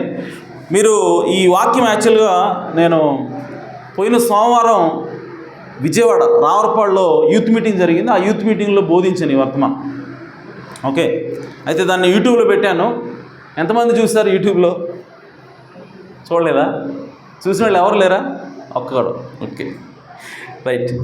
సో మంచిది, చూడకపోతేనే మంచిది. ఇప్పుడు మీరు బాగా చక్కగా ఆసక్తిగా ఉంటారు. ఓకే, లేదంటే ఆల్రెడీ చెప్పిందే కదా ఇంక మాకు తెలుసులే అని చెప్పి మీరు సైలెంట్గా ఉంటారు. ఓకే, లైట్ తీసుకుంటారు. సరే, చూడలేదు కదా, ఓకే. కానీ యూట్యూబ్లో పెట్టిన ప్రతి వర్తమానం కూడా మీరు వినండి. ఓకే, ఆల్రెడీ ఇక్కడ విన్నదైనా సరే మీరు ఒకసారి వినండి. ఎందుకంటే ఇక్కడ నేను చెబుతున్నప్పుడు కొన్ని పాయింట్లు మిస్ అవ్వచ్చు, కొన్ని విషయాలు అర్థం కాకపోవచ్చు. అవి అర్థం కావాలంటే మళ్ళీ ఒకసారి వినండి. సో దట్ ఇంకొక విషయం ఏంటంటే ఇప్పుడు చెప్పిన వర్తమానానికి నెక్స్ట్ వర్తమానానికి కంటిన్యూషన్ ఉంటుంది. మీరు గమనించడం లేదు. ఓకే, సో తర్వాత రేపు చెప్పే వర్తమానం మీకు అర్థం అవ్వాలంటే ఈరోజు చెప్పి మీకు వినాలి. ఆమేన్. కాబట్టి మన చర్చి యూట్యూబ్లో పెట్టినటువంటి వర్తమానాలు మీరు వినండి. ఓకే, ఏ ఒక్కటి కూడా మిస్ కాకుండా అన్నీ కూడా మీరు వినుండాలి. సో దట్ మీరు నెక్స్ట్ చెప్పేటువంటి వర్తమానాన్ని మీరు బాగా అర్థం చేసుకోగలరు. Okay, right. సో ఇప్పుడు ఇక్కడ చదువున్న వాక్య భాగం మళ్ళొకసారి చదువుదాం. ఇంగ్లీష్. పరాక్రమశాలి కంటే దీర్ఘశాంతము గలవాడు శ్రేష్ఠుడు. ఆమేన్. సో పరాక్రమశాలి అనగా బలవంతుడు. పరాక్రమశాలి అంటే బలవంతుడు. బలవంతుడి కంటే శ్రేష్ఠుడు ఉన్నాడంట. ఆమేన్. ఎవడంట వాడు? దీర్ఘశాంతం గలవాడు. హల్లెలూయా. అంటే త్వరగా కోప్పడని వాడు. ఆమేన్. సో త్వరగా కోప్పడినవాడు బలవంతుడి కంటే కోప్పడంట. ఆమేన్. కాబట్టి ఈరోజు మనం బలవంతులుగా ఉండాలంటే మనం ఏం చేయాలి? కోప్పడకుండా దీర్ఘశాంతంతో ఉండాలి. హల్లెలూయా. అంటే నువ్వు కోప్పడుతున్నావు అంటే బలహీనుడు అని అర్థం. మనకు జనరల్గా మన కాన్సెప్షన్ ఎలా ఉంటుందంటే ఎవరికైతే త్వరగా కోపం వస్తే వాడు బలవంతుడు. ఆమేన్. కానీ బైబిల్ ఏం చెప్తా ఉందంటే ఎవరైతే దీర్ఘశాంతం కలిగి ఉంటారో, ఎవరైతే త్వరగా కోప్పడరో, కోప్పడడానికి నిదానిస్తారో, ఆమేన్, వాళ్ళు బలవంతులు. హల్లెలూయా. ఎందుకంటే ప్రియ సోదరి సోదరులారా, ఎవరికైనా సరే కోపం వస్తే రెచ్చిపోవటం ఈజీ. ఆమేన్. ఎవరికైనా సరే కోపం వచ్చి మాట్లాడితే తిరిగి అనేటివి ఈజీ. ఎవడైనా సరే ఆ పని చేయగలడు. చిన్నపిల్లడు కూడా చేయగలడు. ఆమేన్. చిన్నపిల్లడిని కొట్టండి, వాడు ఏడవగలడు. ఓకే, లేదంటే వాడు ఏదో ఒకటి చేయగలడు. కానీ దాన్ని అణుచుకోవటం, ఆమేన్, ఆ కోపం వచ్చినా సరే దాన్ని అణుచుకోవటం, సో ఆ విధంగా దీర్ఘంగా శాంతంగా ఉండటం అనేది అది బలవంతుల లక్షణం. హల్లెలూయా. కాబట్టి మనం బలంగా ఎప్పుడు ఉంటామంటే మనం దీర్ఘశాంతం కలిగినప్పుడు బలంగా ఉంటాం. ఆమేన్. ఇంకోటి, పట్టణము పట్టుకుని వానికంటే తన మనస్సును స్వాధీనపరుచుకునేవాడు శ్రేష్ఠుడు. హల్లెలూయా. సో పట్టణాన్ని పట్టుకోవడం అంటే యుద్ధాలు చేశారు. ఆమేన్. దేశాలను ఆక్రమించారు, పట్టణాలను పట్టుకున్నారు. అనగా అలెగ్జాండర్ లాంటి వాళ్ళు, హల్లెలూయా, నెపోలియన్ లాంటి వాళ్ళు, వీళ్ళందరూ కూడా గొప్పవాళ్ళుగా మనం కీర్తిస్తున్నాం. వీళ్ళందరూ కూడా చాలా పరాక్రమశాలుగా మనము పొగుడుతున్నాం. కానీ వాళ్ళకంటే కూడా గొప్పవాడు ఉన్నాడంట ఒకడు. హల్లెలూయా. సో పట్టణం పట్టుకునేవాడి కంటే కూడా, ఒక దేశాన్ని జయించేవాడి కంటే కూడా గొప్పవాడు ఉన్నాడంట. వాడు ఎవడంటే తన సొంత మనసును స్వాధీనం చేసుకున్నాడు. హల్లెలూయా. కాబట్టి అది ఎంత ప్రాముఖ్యం ఒకసారి ఆలోచించండి. ఓకే, మన మనస్సును స్వాధీనపరచుకోవటం అనేది చాలా ప్రాముఖ్యమైనది. ఎందుకంటే అలా చేసినప్పుడే మనం పరాక్రమశాలులుగా ఉంటాము. అలా చేసినప్పుడు మనం బలవంతులుగా ఉంటామని బైబిల్ చెప్తాం. ఆమేన్. అయితే ప్రియ సోదరి సోదరులారా, మన మనసులో ఏముంటాయి? మన మనసును స్వాధీనపరచుకోవాలి, మన మనసును జయించాలంటే ఎలా జయించాలి అని అంటే, దానికంటే ముందుగా అసలు మన మనసులో ఏమేమి ఉంటాయి? ఆమేన్. మన మనసులోకి అవి ఎలా వస్తాయో మనం తెలుసుకోవాలి. హల్లెలూయా. సో మనస్సు అనగా ఇంగ్లీష్ స్పిరిట్ అని రాశారు. ఓకే, మనస్సు అనగా అది ఆత్మ. హల్లెలూయా. సో మన ఆత్మలోకి ప్రియ సోదరి సోదరులారా ఏమేమి ఉంటాయి అని అంటే, మనకు తెలుసు ఈ శరీరానికి 5 ద్వారాలు ఉన్నాయి. ఆమేన్. ఈ శరీరము ఈ చుట్టూ ఉన్నటువంటి ప్రపంచంతో సంబంధం ఏర్పరచుకొని ఈ ప్రపంచాన్ని అనుభూతి చెందాలి అని అంటే, ఈ ప్రపంచాన్ని చూడాలన్నా, ఈ ప్రపంచాన్ని అనుభవించాలన్నా 5 జ్ఞానేంద్రియాలు శరీరానికి ఉన్నాయి. ఆమేన్. అవేంటో మనకు తెలుసు: చూపు, వినికిడి, స్పర్శ, రుచి చూడటం, ఓకే, వాసన, ఇవన్నీ. సో వీటి ద్వారా మనం ఏం చేస్తామంటే ఈ ప్రపంచాన్ని మనము కాంటాక్ట్ అవుతున్నాం. ఓకే, ఈ 5లో ఈ 5 లేవనుకోండి, ఈ ప్రపంచంతో మన సంబంధం దిగిపోద్ది. ఆమేన్. అంతేనా? సో మనకు చెవులు లేవు, ఈ ప్రపంచంలో ఏ సౌండ్ కూడా వినలేవు. ఎంత పెద్ద సౌండ్ అయినా చేయని, ఓకే, భూమి బద్దలు అయిపోయేంత సౌండ్ అయినా అని నీకు మాత్రం ఏం తెలియదు. ఓకే, సో దానికి నువ్వు దాన్ని అనుభవించలేవు. ఓకే, ఆ తర్వాత నీకు ఎంత పెద్ద అందమైనటువంటి ప్రకృతి కనపడి నీ కళ్ళు లేవనుకో, దాన్ని నువ్వు చూడలేవు. ఆమేన్. ఆ విధంగా ఈ ప్రపంచంలో ఉన్నటువంటి దేనైనా సరే మనం అనుభవించాలి, లేదంటే దాన్ని కాంటాక్ట్ అవ్వాలి అని అంటే మనకి శరీరంలో ఉన్నటువంటి 5 ఇంద్రియాల ద్వారా అది సాధ్యమవుతుంది. ఆమేన్. అలాగే ప్రియ సోదరి సోదరులారా, ఆత్మకు కూడా 5 జ్ఞానేంద్రియాలు ఉన్నాయని ప్రవక్తన్నాడు. ఆమేన్. సో ఈ 5 జ్ఞానేంద్రియాల ద్వారా మనము ఏం చేస్తామంటే ఈ ప్రపంచాన్ని అనుభవిస్తాం. ఈ లోకంలో ఉన్న వాటిని మనము గ్రహిస్తూ ఉంటాం. ఈ లోకంలో ఉన్న వాటితోటి మనము సహవాసం చేస్తూ ఉంటాం. ఆమేన్. సో ఏంటి అవి అని చెప్పంటే, ఒకసారి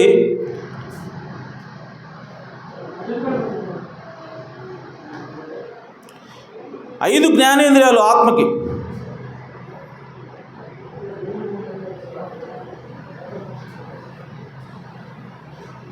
అందులో ఊహ ఒకటి, ఇమాజినేషన్. తెలుగులో లేవు, ఇంగ్లీష్లో ఉన్నాయి.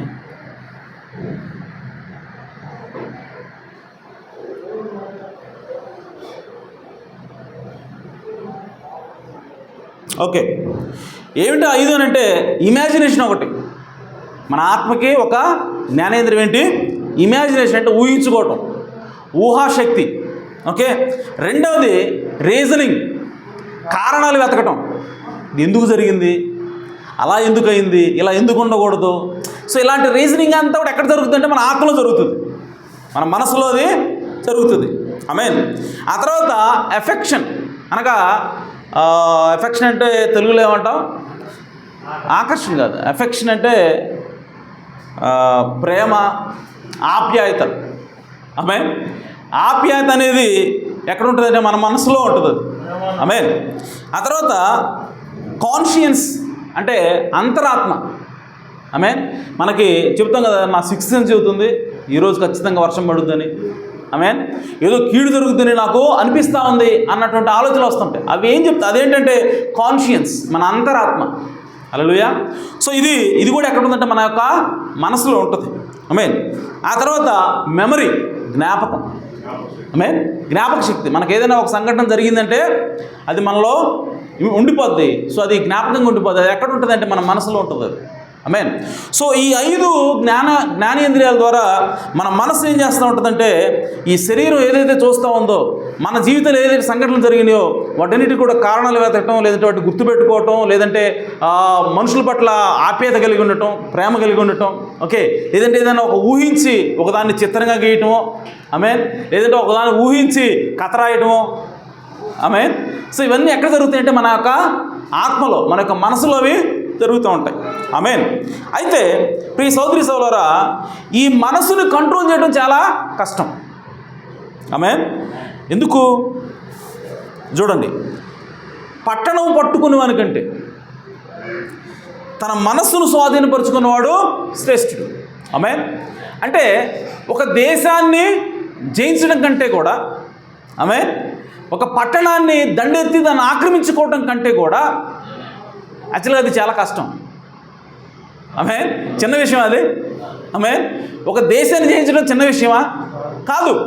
ఒక ప్రపంచం మొత్తాన్ని జయించడం చిన్న విషయమా? కాదు. కానీ దానికంటే కూడా నువ్వు కనుక మనసును స్వాధీనపరుచుకున్నావు అనుకో, ఆమేన్, నువ్వు గ్రేట్ అంటున్నావు అంటే అర్థం ఏంటి? మనసును స్వాధీనపరచుకోవడమే కష్టం. ప్రపంచాన్ని జయించడం కంటే కూడా నీ మనసును స్వాధీనపరచుకోవడం ఇంకా కష్టం అని అర్థం. హల్లెలూయా. కాబట్టి ఆ స్వాధీనపరుచుకున్నవాడు గొప్పవాడు అంటున్నాడు. హల్లెలూయా. అయితే ఎందుకు కష్టం? మన మనసే కదా అది, మనం చెప్పినట్టు వినాలి కదా, మన లోపలే ఉంటుంది కదా, అది మనకు సంబంధించిందే కదా. మనం జయించడం ఎంత కష్టం అవుద్ది? ఎందుకు కష్టం అవుద్ది? ఆమేన్. ఎందుకు కష్టం అంటే ప్రియ సోదరి సోదరులారా, మన యొక్క ఆత్మలో అనేకమైనటువంటి ఆత్మలు ఇంకా లోపల గూడు కట్టుకుని ఉంటాయి. ఆమేన్. ఎందుకనంటే మన ఆత్మలో మనము ఏం చేస్తామంటే కొన్ని ఆత్మలను ఆహ్వానిస్తూ ఉంటాం. అంటే మనం పుట్టింది మొదలుకొని, మనం పుట్టినప్పుడు మన ఆత్మ స్వచ్ఛంగానే ఉంటుంది. ఆమేన్. ఎందుకంటే బైబిల్ రాయబడింది, ప్రతి మనుషుని కూడా దేవుడు ఎలా సృష్టించాడు? మంచిగానే సృష్టించాడు. కానీ వాడు పుట్టి పెరుగుతున్న క్రమంలో, ఆమేన్, వాడు అతిక్రమాలతో రూపుదిద్దపడుతున్నాడు, అబద్ధాలతోటి వాడు రూపుదిద్దపడతా ఉన్నాడు. ఆమేన్. సో అవంటే దాని అర్థం ఏంటంటే మనం పెరుగుతున్న కొద్దీ మన జీవితంలో జరిగేటువంటి ఆ పరిస్థితులు, అనేకటువంటి సంఘటనలు, వీటన్నిటి ద్వారా మనం ఏం చేస్తూ ఉన్నామంటే మన ఆత్మలోకి ఇంకొన్ని ఆత్మలు మనం ఆహ్వానిస్తూ ఉంటాం. హల్లెలూయా. సో కాబట్టి మనకేం చేస్తూ ఉంటుందంటే, ఫర్ ఎగ్జాంపుల్ మనం ఒక సినిమా చూసాం. ఆమేన్. సినిమా చూసినప్పుడు ఆ సినిమాలో హీరోయిన్ అర్థంగా బట్టలేసుకొని ఉందనుకో, ఆమేన్, నువ్వు దాన్ని కంటితో చూస్తావు. ఆ కన్ను ద్వారా అది ప్రవేశించి అది ఎక్కడికి వెళ్తుందంటే నీ ఆత్మలోకి వెళ్తుంది. ఆమేన్. సో అదేంటంటే లస్ట్. ఆమేన్. అదేంటది లస్ట్ అంటే తెలుగులో ఏమంటాం?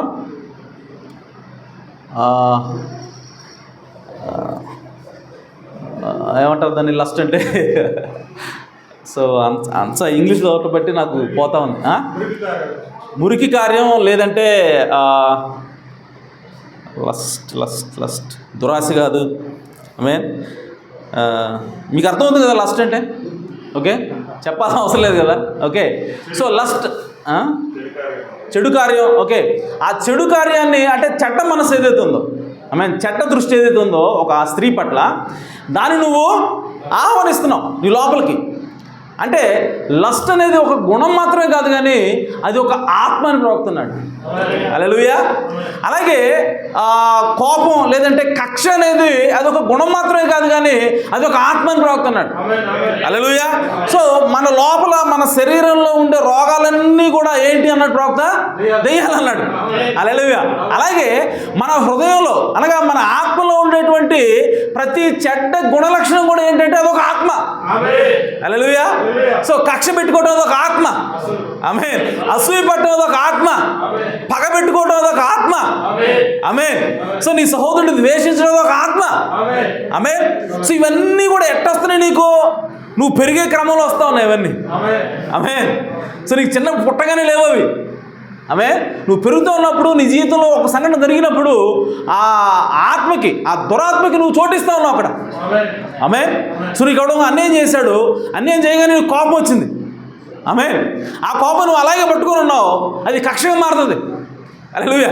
సో కక్షగా మారినప్పుడు నువ్వేం చేస్తున్నావు అంటే ఆ కక్ష అనేటువంటి ఆ దయ్యానికి నీ హృదయంలో వచ్చి నివాసం చేయడానికి చోటిస్తున్నావు. హల్లెలూయా. సో అప్పుడు వాడు ఇక నీ లోపల వచ్చి నివాసం ఉంటాడు అన్నమాట. ఇంకా వాడి మీద నీకు కక్ష ఎంత మాత్రం కూడా పోదు. ఓకే, వాడికి ఏదో ఒక హాని చేసిందాకా నువ్వు నిద్రపోవు ఇంకా. ఆమేన్. సో ఇవన్నీ ఏంటంటే ఆత్మలు. మన మనసులో అనేకమైనటువంటి చెడు ఆత్మలకి మనము ఆవాసం చేస్తా ఉన్నాం, నివాసం కల్పిస్తూ ఉన్నాం. హల్లెలూయా. సో కాబట్టి ఈ మనసును స్వాధీనపరచుకోవడం చాలా కష్టం. ఆమేన్. ఎందుకు కష్టమైపోతుంది మన మనసును స్వాధీనపరచుకోవడం అంటే, అది ఉన్నట్టుగా ఉంచితే ప్రాబ్లం లేదు. ఆమేన్. కానీ మనం ఏం చేస్తామంటే, మనం విల్ఫుల్గానే, మనం కావాలనే మనం అనేకమైనటువంటి దురాత్మలను ఆహ్వానిస్తూ ఉన్నాం లోపలికి. ఆ వచ్చి మన హృదయంలో, మన యొక్క ఆత్మలో, మన యొక్క మనసులో గూడు కట్టుకోవడం ద్వారా ఇప్పుడు మన ఆత్మ ఏమైందంటే, మన మనసు ఏమైందంటే అత్యంత సంక్లిష్టమైనదిగా మారిపోయింది, కఠినంగా మారిపోయింది. దాన్ని సాధుపరచడానికి వీలు లేకుండా మారిపోయింది. ఆమేన్. ఒక కుక్క ఉందనుకోండి, ఓకే, దాన్ని సాధుపరచవచ్చు. ఆమేన్. దాన్ని ట్రైన్ చేసి దాన్ని మన యొక్క పెంపుడు జంతువుగా మార్చవచ్చు. కానీ ఒక సింహాన్ని చేయాలంటే చేయలేం. అలాగే మన మనస్సును కూడా స్వాధీనపరచుకోవటం అనేది, దాన్ని సాధు చేయటం అనేది కష్టమైపోయింది. దానికి కారణం ఏంటంటే, మన లోపల అనేకమైనటువంటి దురాత్మలు మన హృదయంలో, మన మనసులో నివాసం చేస్తూ ఉన్నాయి. ఆమేన్. అయితే ప్రియ సోదరి సోదరా, ఆ దురాత్మలను బయటికి పంపించాలండి. ఆ దురాత్మలను మనము పారద్రోలినప్పుడే మన మనసును మనం స్వాధీనం చేసుకుంటాం. హల్లెలూయా. అయితే మరి అది ఎలా సాధ్యమవుతుంది సహోదరుడా? మన హృదయంలో అనేకమైనటువంటి ఆత్మలకు మనము అవకాశం ఇచ్చాం. అయితే మరి అది ఎలా సాధ్యమవుద్ది? నువ్వు ప్రార్థన చేస్తే సాధ్యమవుతుందా? ఆమేన్. నువ్వు గట్టిగా కేకలేసి నీ మీద అనేక మంది పాస్టర్లు, పెద్ద పెద్ద పాస్టర్లు వచ్చి నీ మీద చేతులు ఉంచి ప్రార్థన చేస్తే, గట్టిగా ఉపవాసం ప్రార్థన చేస్తే అది పోతుందా? ఆమేన్. దెయ్యాలు 2 రకాల ప్రోక్స్ అన్నాడు. ఆమేన్. అవి ఎక్కడ పనిచేస్తాయి అంటే, ఒకటి ఫిజికల్ realmలో పనిచేస్తాయి, అనగా భౌతికంగా పనిచేస్తాయి. ఇంకొకటి ఆత్మ సంబంధమైనటువంటి వాతావరణంలో పనిచేస్తాయి. ఆమేన్. సో ఫిజికల్ realmలో పనిచేసే దెయ్యాలు ఏంటి అని అంటే, ఓ ఏ అని అరుస్తుంటారు చూసా. ఓకే. సో అది ఫిజికల్ realm అన్నమాట. అంటే భౌతిక సంబంధంగా వాళ్ళకి దెయ్యం పట్టింది. ఆమేన్. దాన్ని వదిలించడానికి ప్రార్థన సరిపోద్ది. ఆమేన్. దాన్ని వదిలించడానికి విశ్వాసం సరిపోద్ది. కానీ నీ ఆత్మలో, నీ హృదయంలో కూడా దెయ్యాలు ఉన్నాయి. హల్లెలూయా. దాన్ని వదిలించాలంటే ప్రార్థన సరిపోదు. ఆమేన్. దాన్ని వదిలించాలంటే విశ్వాసం సరిపోదు. ఆమేన్. ఎందుకనంటే నువ్వు ఎంత ప్రార్థన చేయి, నువ్వు ఎంత నూనె పోసైనా ప్రార్థన చేయవాడికి, ఓకే, వాడు లోపల ఉన్నటువంటి దెయ్యం ఏమంటుందంటే, నువ్వు ఎంతైనా చేసుకో, నేను మాత్రం పోను ఇక్కడి నుంచి. ఆమేన్. ఎందుకనంటే అసలు నన్ను ఆహ్వానించిన దేవుడు వీడే. ఆమేన్. వీడి కనుక ఆహ్వానించకపోతే నేను రాను. కాబట్టి వీడు పొమ్మంటే నేను పోతా. ఆమేన్.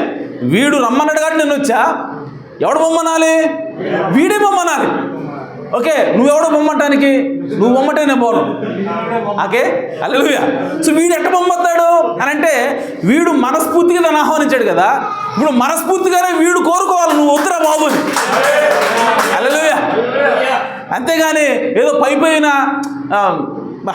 ఇది బాగాలేదబ్బా, పోతే బాగుండు అని చెప్పి అనుకోవటం కాదు. ఓకే, నాకు ఈ కోపం ఉంది, ద్వేషం ఉంది, పగ ఉంది, ఇవన్నీ నాకు నచ్చట్లేదు, కానీ ఈ పోతే బాగుండు అనుకోవటం కాదు, వీటికి సీరియస్గా అనుకోవాలి. హల్లెలూయా. సో ఆ సీరియస్గా అనుకోవటం ఎప్పుడు వస్తుంది అని అంటే, వాక్యం విన్నప్పుడు వస్తుంది. హల్లెలూయా.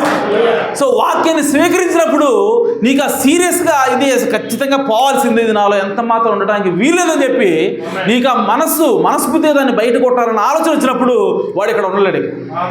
హల్లెలూయా. సో కాబట్టి అంతవరకు కూడా, ఆ మనసు రానంత వరకు కూడా వాడు ఏం చేస్తాడంటే గూడు కొట్టడం లోపలే ఉంటాడు. ఆమేన్. సో కాబట్టి ప్రియ సోదరి సోదరా, మనం ఏం చేయాలంటే, మనమే ఆహ్వానించాం. ఇంకో విషయం ఏంటంటే, ఏ ఆత్మ అయినా సరే మనం ఆహ్వానించుకోవడం మన లోపలికి రాదు. ఆమేన్. ఈవెన్ పరిశుద్ధాత్మ అయినా సరే. హల్లెలూయా. అర్థమవుతుందా?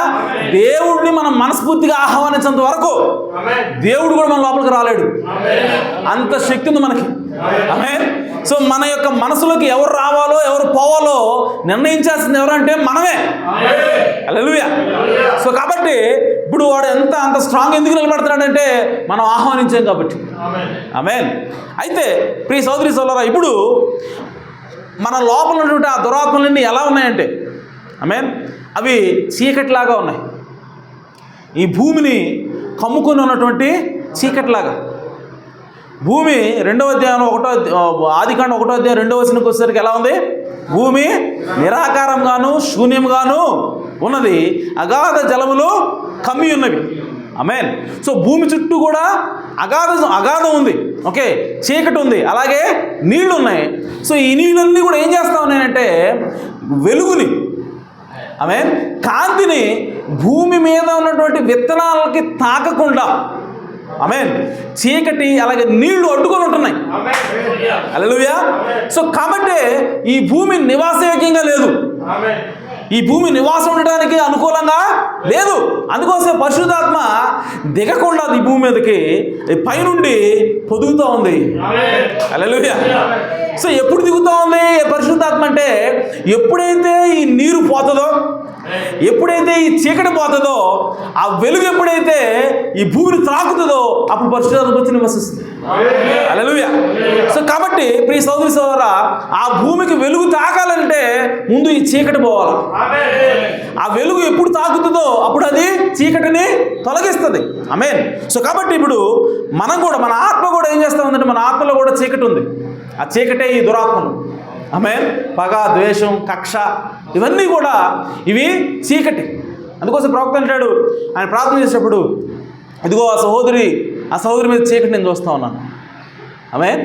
ఏంటి ఆ చీకటి అంటే క్యాన్సర్. హల్లెలూయా. ఇంకో సహోదరుడు అతని మీద కూడా చీకటి ఉంది, అదేంటంటే మరణం. హల్లెలూయా. సో కాబట్టి దెయ్యం ఎక్కడ ఉంటుందో అది నల్లగా ఉంటుంది, దెయ్యం ఎక్కడ ఉంటుందో అది చీకటిగా ఉంటుంది. ఆమె అది ఫిజికల్ realm అయినా సరే, భౌతిక సంబంధమైనటువంటి ప్రపంచంలో అయినా సరే, ఆత్మ సంబంధమైన ప్రపంచంలో అయినా సరే సాతాను ఏ విధంగా కనపడతాడంటే నల్లగానే కనపడతాడు, చీకటిలా కనపడతాడు. ఆమేన్. అలాగే మన లోపల ఉన్నటువంటి ఆ దురాత్మలు కూడా ఉండటం వల్ల మన ఆత్మ, మన యొక్క మనసు ఎలా ఉందంటే చీకటిని కమ్ముకొని ఉన్నది, చీకటి అంతా కూడా కమ్ముకొని ఉంది. అయితే ఆ చీకటి పోయి, ఆమేన్, మన లోపల ఉన్నటువంటి అసలైనటువంటి మనం బయటికి రావాలి. ఆమేన్. సో మన లోపల ఉన్నటువంటి ఆ సోల్ లోపల ఉన్నటువంటి ఆ జీవ విత్తనం ఏదైతే ఉందో అది మొలకెత్తి, ఆమేన్, మనం పూర్తిగా దేవుని కుమారుడిగా మార్పు చెందాలి అంటే దేవుని యొక్క వాక్యం తాకవలసినది, దేవుని యొక్క వెలుగు తాకవలసినది. హల్లెలూయా. సో ఎప్పుడైతే ఆ వెలుగు తాకుతుందో ఆ భూమిలో విత్తనాలు బయటకు వచ్చాయి, ఆ భూమిలో విత్తనాలు మొలకెత్తి, సో ఆ జాతి ప్రకారంగా అవి ఫలించి అవి విత్తనాలు ఇచ్చాయి, మళ్ళీ పక్షాలు ఫ్రూట్స్ వచ్చాయి. ఓకే.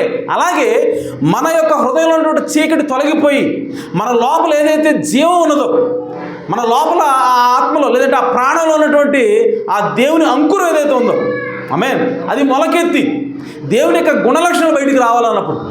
హల్లెలూయా. సో దేవుని యొక్క గుణలక్షణాలు ఏంటి? ప్రేమ, ఓకే, దీర్ఘశాంతము, దయాళుత్వము, ఇవన్నీ ఫలాలు రావాలి బయటికి. ఆమేన్. సో అలా రావాలంటే మనకి ఏం తాకాలంటే వాక్యమైనటువంటి వెలుగు తాకాల. హల్లెలూయా. సో ఆ దురాత్మలన్నింటినీ కూడా పోయి మనం దేవుని మన మనసును స్వాధీనపరచుకోవాలంటే మనకేం తాకాలంటే వాక్యం తాకాలి. హల్లెలూయా. సో కాబట్టి ప్రియ సోదరి సోదరులారా, మన మనస్సుని మనము స్వాధీనపరచుకోవడము కష్టంగా ఉంది. కానీ దాన్ని స్వాధీనపరచుకోవాలంటే మనకి ఏం అవసరం అంటే దేవుని వెలుగైనటువంటి వాక్యం అవసరమైనది. ఆమేన్. అయితే ఇక్కడ ఒక సమస్య ఏంటంటే ఏ వాక్యం పెడితే, అంటే బైబిల్లో ఉన్నటువంటి మాటలు చదివితే సరిపోతుంది సహోదరుడా. వాక్యం తాకటం అంటే ఏంటి? వాక్యం అనగా వెలుగు అంటున్నాం. సో ఆ వెలుగు తాకడం అనగా వాక్యం తాకడం అంటే ఏంటి అని అంటే ఈ బైబిల్లో ఉన్నటువంటి మాటలు వింటే సరిపోద్దా అని అంటే అది సరిపోదు. ఎందుకంటే బైబిల్ సెలవిస్తూ ఉంది వెలుగు తాకవలసి ఉన్నది. చీకటి పోవాలంటే వెలుగు తాకాలి. హల్లెలూయా. సో వెలుగు ఏంటి మరి అని అంటే దేవుని యొక్క వాక్యమే వెలుగే ఉన్నది. ఆమేన్. సో దేవుని యొక్క వాక్యం వెలుగు ఎలా అవుతుంది? వెలుగు ఎప్పుడు అవుతుంది? ఆమేన్. మనకు తెలుసు దేవుని యొక్క వాక్యం ఉంది, అలాగే ఆ వాక్యమే వెలుగు అంటున్నాం. మళ్ళీ మనకు కావాల్సింది ఏంటి? వెలుగు. హల్లెలూయా. సో అయితే ప్రియ సహోదరి సోదరులారా, మన యొక్క మనసును మనం స్వాధీనపరచుకోవాలంటే మనం వాక్యం మాత్రమే కాదు కానీ వెలుగుగా మారిన వాక్యం మనకు తాకాలి. హల్లెలూయా. మరి వాక్యం అంటే ఏంటి సహోదరుడు? వెలుగు అంటే ఏంటి అని అంటే వాక్యం అనగా దేవుని యొక్క ఆలోచన వ్యక్తపరచబడటమే వాక్యం. హల్లెలూయా. సో దేవుని యొక్క ఆలోచనలో ఒకటి ఉంది, దాన్ని మాటల ద్వారా వ్యక్తపరచబడి ఈ బైబిల్లో ముద్రించారనుకో, అదేంటి? వాక్యం. ఆమేన్. ఇప్పుడు వెలుగంటే ఏంటి సహోదరుడా అని అంటే ఈ బైబిల్లో రాయబడినటువంటి వాక్యం చూశారు. ఆమేన్. ఇది ప్రవచన రూపంలో ఉంది. ఆమె ఇది వాగ్దాన రూపంలో ఉంది. ఈ వాగ్దాన రూపంలో ఉన్నటువంటి ఈ వాక్యము శరీరం ధరించడమే వెలుగైనది. హల్లెలూయా. సో ఈ వాగ్దాన రూపంలో, ప్రవచన రూపంలో ఉన్నటువంటి ఈ వాక్యము నెరవేరటమే వెలుగై ఉన్నది. హల్లెలూయా. సో కాబట్టి మన మనసును స్వాధీనపరచుకోవాలంటే ఏం తాకాలి? ఆ నెరవేరిన వాక్యం మనం చూడాలి. హల్లెలూయా. సో ఇప్పుడు ఆ నెరవేరిన వాక్యమే వెలుగు. కాబట్టి ఇప్పుడు ఎలా చెప్తున్నాం అంటే, ఈ సౌదరి యెషయా గ్రంథంలో మనం చూస్తే ఒక వాక్యం ఉన్నది. ఆమె యెషయా గ్రంథంలో ఏమనుందంటే, ఇదిగో కన్యక గర్భవతియే కుమారుని కనును. ఆమె అది వాక్యము. ఎందుకని? అది యెషయా పెదవుల ద్వారా మాట్లాడక ముందు, యెషయా పెదవుల ద్వారా ఆ మాటలు రాక మునుపు అవి ఎక్కడ ఉన్నాయి? దేవుడి ఆలోచనలో ఉన్నాయి. అనగా అది దేవుని యొక్క ఆలోచన ఇప్పుడు యెషయా ప్రవక్త యొక్క పెదవుల ద్వారా బయటకు వచ్చింది. అది వాక్యమైంది. హల్లెలూయా. సో ఇప్పుడు ఆ వాక్యము ఎప్పుడు వెలుగైంది అని అంటే 2000 సంవత్సరాల క్రితం యేసుక్రీస్తు ఈ భూమి మీదకి వచ్చినప్పుడు, యేసుక్రీస్తు ఈ భూమి మీదకి రాకముందు ఎప్పుడైతే ఆ మరియా ఆ వాక్యం వినదో, ఆ వాక్యాన్ని స్వీకరించి దాని గురించి ఆలోచిస్తున్నప్పుడు ఇప్పుడు గాబ్రియల్ దూత వచ్చి ఆమెతో మాట్లాడుతూ ఉంది. ఆమేన్. సో నువ్వు ఆలోచిస్తున్నట్టు ఈ వాక్యము ఇదిగో ఎక్కడ నెరవేరుతుంది తెలుసా? అది నీలోనే నెరవేరుతుంది. ఆమేన్. ఆ కన్యక ఎవరో కాదు, నువ్వే అని అన్నప్పుడు ఆమె ఆమేన్ అన్నది. అది అలాగా జరుగునుగాక అన్నప్పుడు వెంటనే ఆమె గర్భంలో వెలుగొచ్చింది. ఆమె గర్భంలో ఆ వాక్యం అనేది ప్రత్యక్షమైంది. ఇప్పుడు 9 నెలల తర్వాత ఆయన బయటకు వచ్చాడు. ఆ యేసుక్రీస్తు ఎవరంటే వాక్యపు వెలుగు ఉన్నాడు. ఆ కాలంలో నెరవేరిన వాక్యం ఆయన కాబట్టి ఆ కాలానికి వెలుగు ఎవరంటే యేసుక్రీస్తు. హల్లెలూయా. సో ఆ కాలంలో ఉన్నటువంటి ప్రజలు విడుదల పొందాలి అంటే ఇప్పుడు ఎవరు ఏ వెలుగును స్వీకరించాలి? ధర్మశాస్త్రాన్ని కాదు. ఆమె ధర్మశాస్త్రం కేవలం వాక్యం మాత్రమే. కానీ విడుదల ఎక్కడుంది? రక్షణ ఎక్కడుందంటే ఆ వాక్యం నెరవేర్పులో ఉంది. హల్లెలూయా. ఆ గడియ వర్తమానంలో, ఆ గడియలో ఏ వర్తమానం అయితే ఉన్నదో, ఏ వాగ్దానం అయితే నెరవేరుతూ ఉన్నదో దాన్ని అంగీకరించడం వెలుగే ఉన్నది. హల్లెలూయా. సో కాబట్టి ఆ రోజు యేసుక్రీస్తుని అంగీకరించిన వాళ్ళందరూ కూడా రక్షణ పొందారు. ఆ రోజు యేసుక్రీస్తు వెలుగుగా ఉన్నాడు కాబట్టి ఆ వెలుగును స్వీకరించిన వాళ్ళందరికీ కూడా ఇప్పుడు చీకటి తొలగిపోయింది. ఆమేన్. అందుకోసం బైబిల్ రాయబడింది, జెబులోను నఫ్తాలి ప్రాంతంలో ఉన్న వాళ్ళందరూ కూడా గొప్ప వెలుగును చూచిరి. ఆమేన్. ఆ వెలుగు అంటే యేసుక్రీస్తు. ఆమేన్. అలాగే ప్రియ సోదరి సోదరులారా, ఈరోజు లోతర కాలంలో ఉన్న వాళ్ళు వెలుగును చూడాలా. లోతర కాలంలో ఉన్న వాళ్ళ హృదయాలు మార్పు చెందాలి. వాళ్ళ హృదయంలో చీకటి పోవాలంటే లోతరు వర్తమానాన్ని అంగీకరించాలి. ఎందుకంటే ఆ కాలానికి లోతరు వెలుగై ఉన్నాడు. ఆమేన్. వెస్లీ కాలంలో ఉన్న వాళ్ళు హృదయాలు మార్చబడాలి అంటే, వాళ్ళ లోపల చీకటి పోవాలంటే వెస్లీ యొక్క వర్తమానాన్ని వాళ్ళు అంగీకరించాలా. ఎందుకంటే ఆ కాలానికి వెలుగు వెస్లీ అయి ఉన్నాడు. ఆమేన్. అలాగే ఈరోజు మన హృదయాలు విమోచించబడాలంటే, మన హృదయంలో నుండి చీకటి పోవాలన్నా కూడా మనకేం ఉండాలంటే ఈ గడియ వర్తమానం అనే వెలుగు ఉండాలి. హల్లెలూయా. సో మలాకి 4, 5, 6 అధ్యాయంలో ఉన్నటువంటి ఆ వాక్యం అది కేవలం వాక్యం మాత్రమే.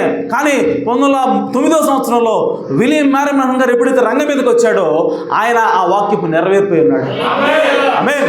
ఆయన చెప్పిన వర్తమానమే ఆ ప్రవక్త యొక్క వాక్యపు నెరవేర్పోయింది కాబట్టి అది వెలుగై ఉన్నది. ఆమేన్. ఈరోజు మనకు విడుదల రావాలి అంటే, మన మనసును మనం స్వాధీనపరచుకోవాలంటే ఇప్పుడు ఎవరు ఏ వెలుగులో నడవాలంటే విలియం మ్యారమన్ గారి యొక్క వర్తమానం వెలుగులో నడవాలి. హల్లెలూయా. కాబట్టి ప్రియ సోదరి సోదరులారా, మన మనసును మనం స్వాధీనపరచుకోవాలంటే ఈ గడియ వర్తమానం అంగీకరించాలి. అప్పుడే మన మనసును మనం స్వాధీనపరచుకోగలం. ఆమేన్. సో మనం తిరిగి జన్మించగలం. ఆమేన్. మనం పరిశుద్ధాత్మ చాలా దేవునికి ఆత్మ వచ్చి మన మీద, మన లోపల నివాసం చేయాలంటే ఈ గడియ వర్తమానమైనటువంటి వెలుగును మనం మన హృదయాన్ని తాకాలి. హల్లెలూయా. కాబట్టి ప్రియ సోదరి సోదరులారా, ఆ విధంగా మన వాక్యాన్ని స్వీకరించాలి. అయితే ఈ హృదయంలో అనేకమైనటువంటి ఆత్మలు ఉన్నాయి. ఓకే, వాటిల్లో ఒక్కదాని గురించి నేను చెప్తాను. ఎన్నో ఉన్నాయి. అంటే మీకు ఒకసారి నేను చెప్తాను. అందులో కోపం ఉంది. కోపం అనేది ఒక దురాత్మ. ఆమేన్.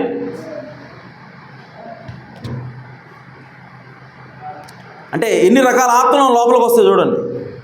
ఆమేన్. కోపం అనేది ఒక దురాత్మ. లేజీ, బద్ధకం అనేది ఒక దురాత్మ.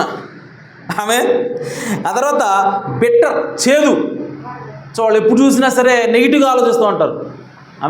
వాళ్ళకి ఏదైనా చెప్పని వాళ్ళు నెగిటివ్గా ఆలోచిస్తూ ఉంటారు.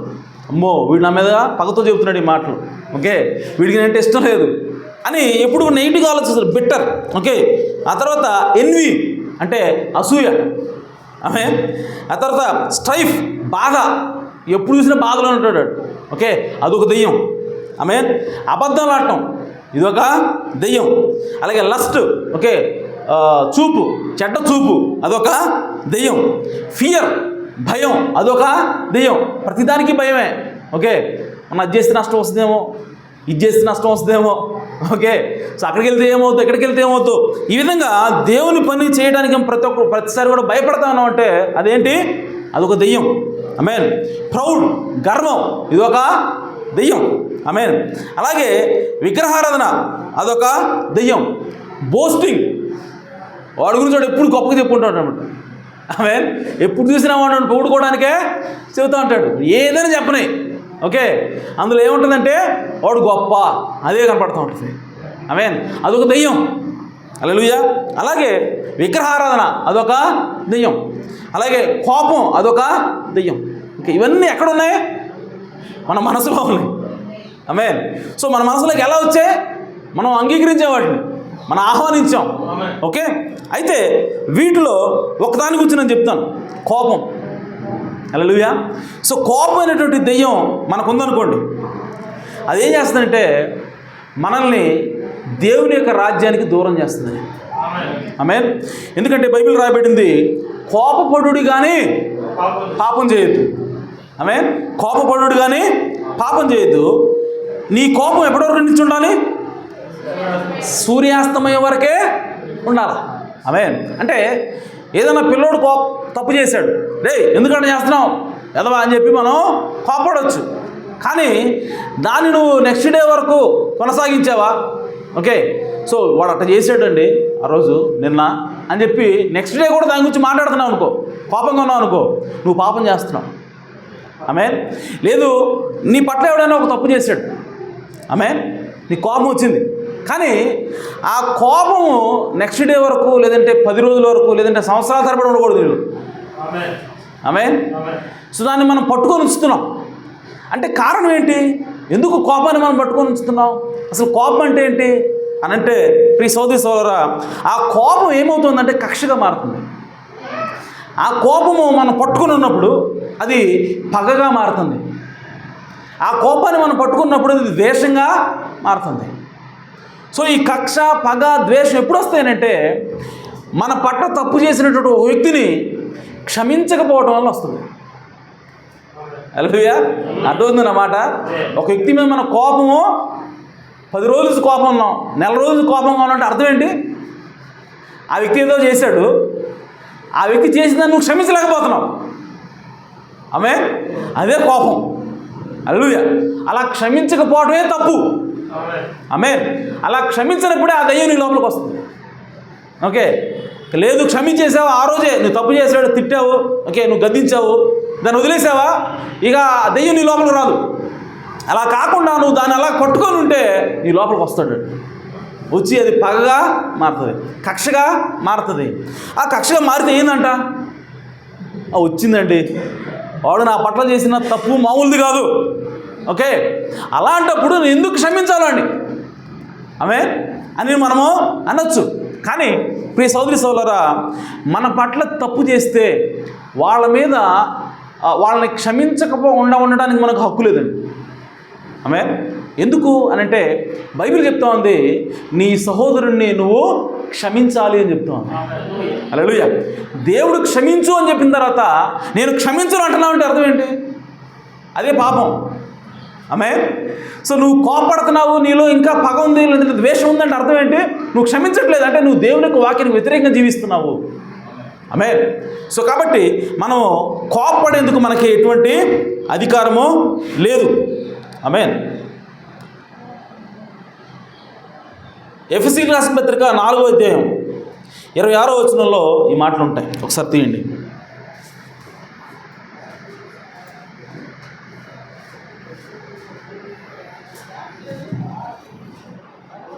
ఎఫెసీయులకు రాసిన పత్రిక 4వ అధ్యాయం 26. కోపపడుడి కానీ పాపము చేయకుడి, సూర్యుడు అస్తమించే వరకు నీ కోపము నిలిచి ఉండకూడదు. సో నువ్వు సాయంకాలం వరకు నిలిచి ఉందనుకో కోపం, నువ్వు ఎవరికి చోటిస్తున్నట్టు? అపవాదికి చోటిస్తున్నట్టు. హల్లెలూయా. ఎందుకనంటే నువ్వు క్షమించట్లేదు అండి, నీ పట్ల తప్పు చేసిన వ్యక్తిని నువ్వు క్షమించట్లేదు. కాబట్టి ఇప్పుడు ఎవరికి చోటిస్తున్నావు? నీ హృదయంలో అపవాదికి చోటిస్తున్నావు. అపవాది వచ్చి నివాసం చేయడానికి నువ్వు దొరుకు బారలేచావు. ఆమేన్. ఎప్పుడు? కోపాన్ని నువ్వు అలాగే పట్టి ఉంచినప్పుడు.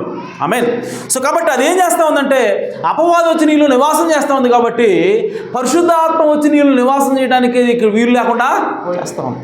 ఆమేన్. ఎందుకంటే వెలుగు చీకటి రెండు ఒకే చోట ఉండలేవు. ఆమేన్. సో అపవాది వచ్చాడనంటే నువ్వు కోపాన్ని అలాగే పట్టుకుని ఉన్నావు కాబట్టి అపవాది లోపలికి వచ్చాడు. కాబట్టి పరిశుద్ధాత్మ అనేది తరిమేస్తూ ఉంది, పరిశుద్ధాత్మ అనేది తోలేస్తూ ఉంది. ఆమేన్. అలాగే ప్రవక్త, you don't have the right to anger because the word says forgive. So అంటే నువ్వు క్షమించకుండా ఉండడానికి నీకు అర్హత లేదు, నీ హక్కు లేదు. ఎందుకంటే వాక్యం ఏం చెప్తా ఉందంటే నువ్వు క్షమించమని చెప్తా ఉంది. ఆమేన్. అలాగే don't give place for the devil. So అపవాదికి చోటు ఇవ్వద్దు. చోటు ఇవ్వటం అంటే అర్థం ఏంటంటే దెయ్యము నీ మీద ఏలుబడి చేయడానికి నువ్వు అవకాశం ఇవ్వటం అంట. దెయ్యానికి చోటు ఇవ్వటం అంటే దెయ్యం నీ మీద ఏలుబడి చేయడానికి దెయ్యానికి అవకాశం ఇవ్వటం. అలాగే దెయ్యము నీ మీద శక్తి కలిగి ఉండడానికి నువ్వు ఒక సందర్భాన్ని క్రియేట్ చేయటమే దెయ్యానికి చోటు ఇవ్వటం అంటే. ఆమేన్. కాబట్టి నువ్వు దెయ్యానికి చోటిస్తున్నావు ఎప్పుడనంటే నీ కోపాన్ని పట్టి ఉంచినప్పుడు, ఎప్పుడంటే నీ సహోదరుడు నీ పట్ల తప్పు చేసినప్పుడు దాన్ని క్షమించకుండా ఉన్నప్పుడు. ఆమేన్. అలాగే రోమీయులకు రాసిన పత్రిక 12:19 ఏం చెప్తా ఉందనంటే దేవుని ఉగ్రతకు చోటు ఇవ్వని చెప్తా ఉంది. ఆమేన్. సో మన పట్ల ఎవరైనా ఒక తప్పు చేస్తే మనం ఏం చేయాలి? క్షమించాలా. ఆమేన్. అయితే నేను క్షమిస్తే మరి వాడికి శిక్ష ఎక్కడండి? నా పట్ల తప్పు చేశాడు కాబట్టి నేను వాడికి శిక్ష వేయాలా, నేను వాడికి తగిన గుణపాఠం చెప్పాలి. కానీ నేనే క్షమిస్తే ఇంకోటికి శిక్ష ఏది ఎవడు? మరి వాడు చేసిన తప్పుకి ఎలాగ మరి అని అంటే దేవుడు చెప్తున్నాడు అది నేను చూసుకుంటా అంటాడు ఆయన. హల్లెలూయా. సో నువ్వెందుకు శిక్ష చేయకూడదు? నువ్వెందుకు వాడిని దూషించి వాడిని లేదంటే వాడిని కొట్టడం లేదా తిట్టడం వాడికి ఏదో హాని చేయడం చేయకూడదంటే నేను చేస్తాను కానీ నువ్వు చేయదు అంటాడు ఆయన. హల్లెలూయా. సో ఇప్పుడు కాదు నేనే చేయాలని అంటున్నావు అంటే నువ్వు ఎవరికి చోటిస్తున్నావో? దెయ్యానికి చోటిస్తున్నావు, దేవుడికి చోటు ఇవ్వట్లా. హల్లెలూయా. కాబట్టి మనము వెంజియన్స్ అంటే పగ తీర్చుకోవడానికి నాకు చోటు ఇవ్వండి అంటాడు దేవుడు. పగ తీర్చుట నా పని. హల్లెలూయా.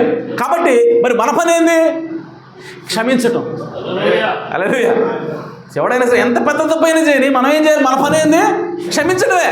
అంతేగాని లేదు వాడు ఎంత పెద్ద తప్పు చేశాడు మీకు తెలుసా, వాడు నాకు చేసిన ద్రోహం ఇట్లాంటిది కాదండి, ఈ ప్రపంచంలోనే ఎవడు చేయలేదంట ద్రోహం, నేను వాడిని మామూలుగా వదులుతానా అని చెప్పి అంటున్నావంటే నువ్వు దేవుని యొక్క వాక్యానికి వ్యతిరేకంగా వెళ్తున్నావు.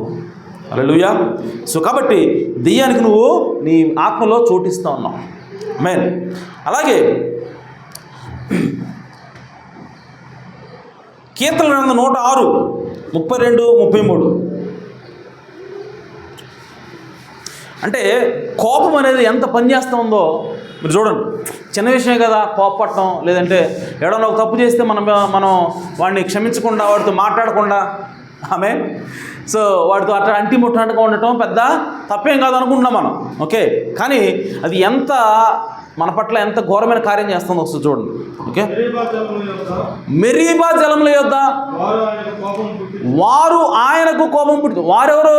ఇశ్రాయేలీయులు. ఆయన ఎవరు అంటే మోషే, దేవుడు కాదండి. ఆమేన్. ఎవరి గురించి మాట్లాడుతున్నారు అక్కడ? మోషే గురించి మాట్లాడుతున్నా. వారు ఆయనకు కోపము పుట్టించిరి కావున వారి మూలంగా మోషేకు బాధ కలిగింది. ఎట్లనగా వారు అతని ఆత్మ మీద తిరుగుబాటు చేయగా అతడు తన పెదవులతో కాని మాట పలికెను. యెహోవా వారికి ఆజ్ఞాపించినట్లు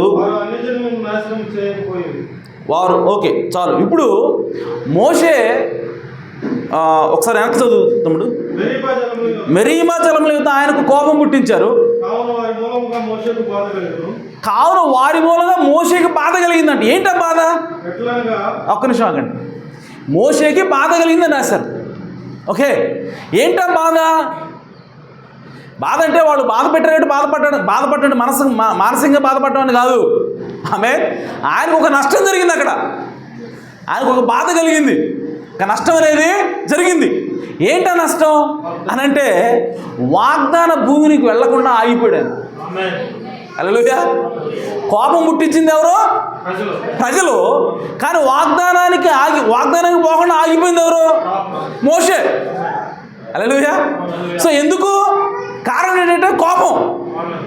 తన ప్రజల మీద, దేవుని ప్రజల మీద మోషే కోపపడి కాని మాట పలికాడు కాబట్టి ఇప్పుడు అదేం చేసిందంటే, ఆ కోపం ఏం చేసిందంటే మోషేని వాగ్దాన భూమికి వెళ్లకుండా ఆపేసింది. హల్లెలూయా. మరి నిన్ను వెళ్లకుండా ఆపదా? నన్ను వెళ్లకుండా ఆపదా కోపము? మోషేని ఆపిందండి. మోషే అంటే మామూలు విషయం, సామాన్య విషయమా? 40 సంవత్సరాలు ఫరో దగ్గర ట్రైనింగ్. దాన్ని మొత్తం తీసేయడానికి మళ్ళీ ఇంకో 40 సంవత్సరాలు అరణ్యంలో ట్రైనింగ్. మొత్తం 80 సంవత్సరాల ట్రైనింగ్ మోషేకి. అగ్నిపోత అనుభవం. ఓకే, సో దేవుడు దిగొచ్చి ఆయన ఎన్నుకొని ఆయన మళ్ళీ ఐగుప్తు దేశాన్ని పంపించి అక్కడ మళ్ళీ అద్భుతాలు ఆశ్చర్యకార్యాలు చేసి అక్కడ ఉన్న ఐగుప్తు దేశంలో ఉన్నటువంటి సైన్యాన్ని, ప్రజల్ని నానా గందరగోళం చేసి వాళ్ళకి నానా తెగుళ్ళు రప్పించి వాళ్ళందరినీ బయటికి తీసుకొచ్చింది ఎవరంటే మోషే. హల్లెలూయా. అంటే మోషే ఆవిడ వచ్చాడు, ఆ తర్వాత ఎర్ర సముద్రం అంటే వచ్చింది, ఎర్ర సముద్రాన్ని కూడా పాయలు చేశాడు దేవుడు. సో ఇన్ని గొప్పమైనటువంటి అద్భుతమైన కార్యాలు మోషే ద్వారా జరిగింది. ఇంత గొప్ప పరిచయం చేసినటువంటి మోషేనే చిన్న కోపం ఏం చేసింది?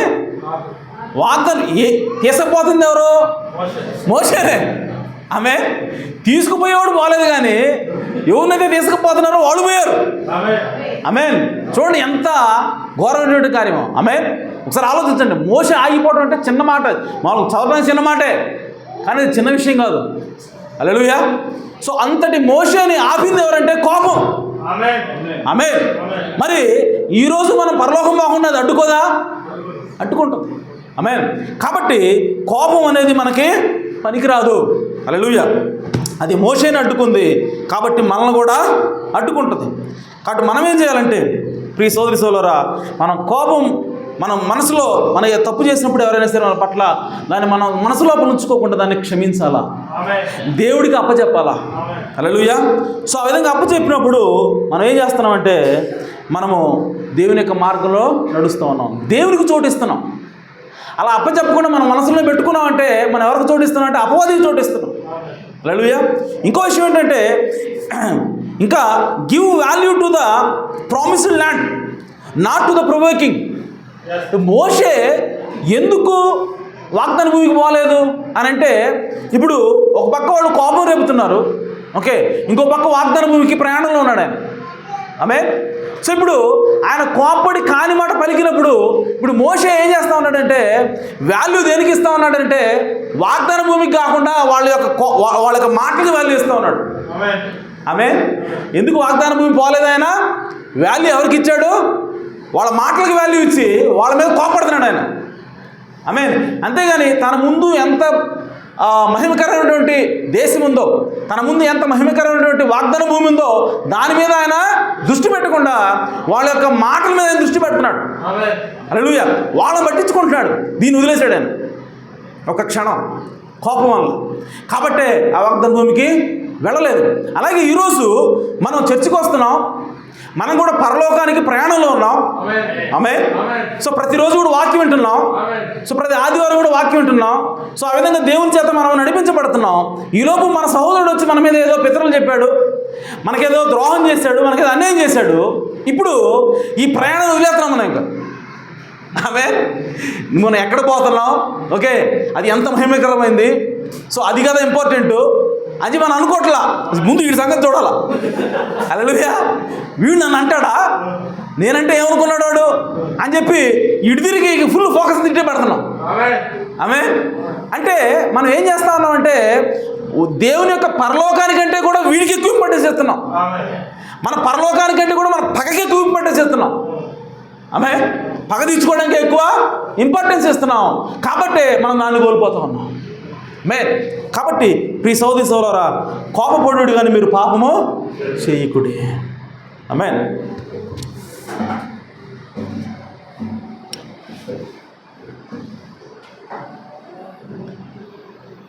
Unforgiveness of second man resurrects his forgiven debt. మత్తయి సువార్త 18:21-34. ఓకే, అంటే ఒకడు మన పట్ల చేసినటువంటి తప్పుని క్షమించకపోతే అది ఎలాంటి కార్యాలకు దారితీస్తే ఒకసారి చూడండి. ఇక్కడ మత్తయి సువార్త 18:21. ఆ సమయమున పేతురు ఆయన ఎద్దకు వచ్చి, ప్రభువా, నా సోదరుడు నా ఎదుట తప్పిదం చేస్తే నేను ఎన్ని మార్లు అతను క్షమించాలి?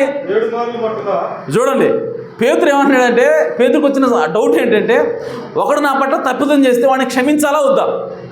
ఓకే, క్షమాపణ గురించి క్షమించమని చెబుతున్నావు నువ్వు. ఆయనకు అర్థమైంది యేసుప్రభు యొక్క మనసు ఏంటి, క్షమించాలి అని చెబుతాడు ఖచ్చితంగా.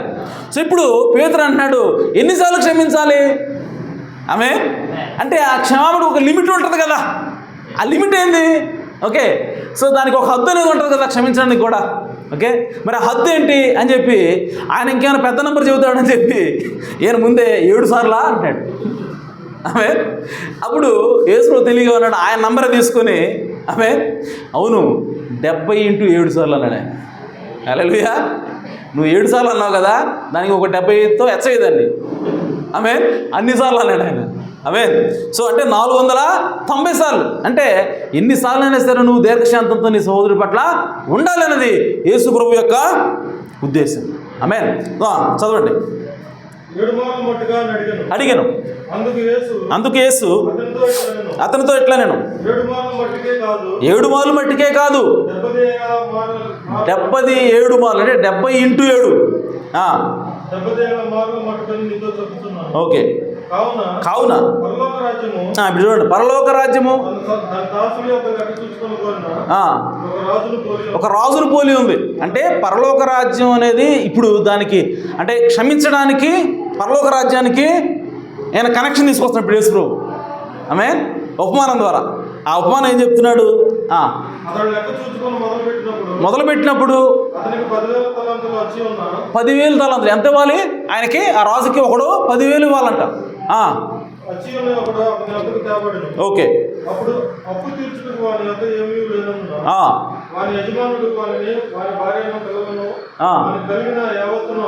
అమ్మి ఓకే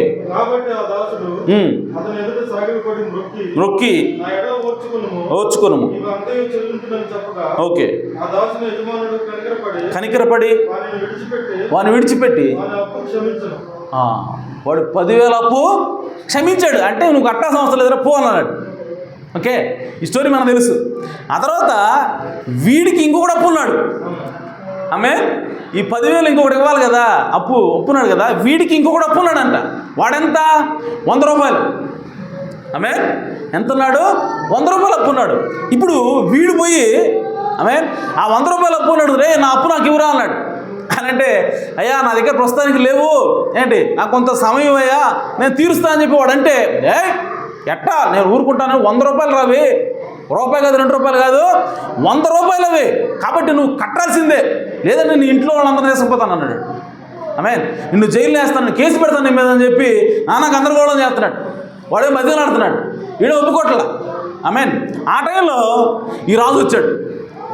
ఆమె వచ్చి ఏంట్రా గొడవ అని అంటే, ఇప్పుడు నాకు 100 రూపాయలు ఇవ్వాలండి. ఏమండి నేను ఆయనకు 100 రూపాయలు ఇవ్వాలండి, ఇవ్వకపోతే కేసు పెడతానంటున్నాడు, జడ్జి కప్పు చెప్తానంటున్నాడు, కేసులు జైలు వేస్తానంటున్నాడని నన్ను నాన్నకు అందరూ కూడా చేస్తున్నాడని చెప్పి చెప్తే, ఇప్పుడు రాజు చూసి రే నువ్వా, నీకు 10,000 నువ్వు నాకు ఇవ్వాలి కదా. ఆమె నువ్వు నాకు 10,000 ఇవ్వాల్సి వస్తే నువ్వు బతిలాడు నన్ను, నేనేం చేశా? నువ్వేం కట్టాల్సిన అవసరం లేదురా పోరానా కదా. మరి నువ్వేం చేయాలి? వీడికి నువ్వు కూడా వీడికి క్షమించాలి కదా.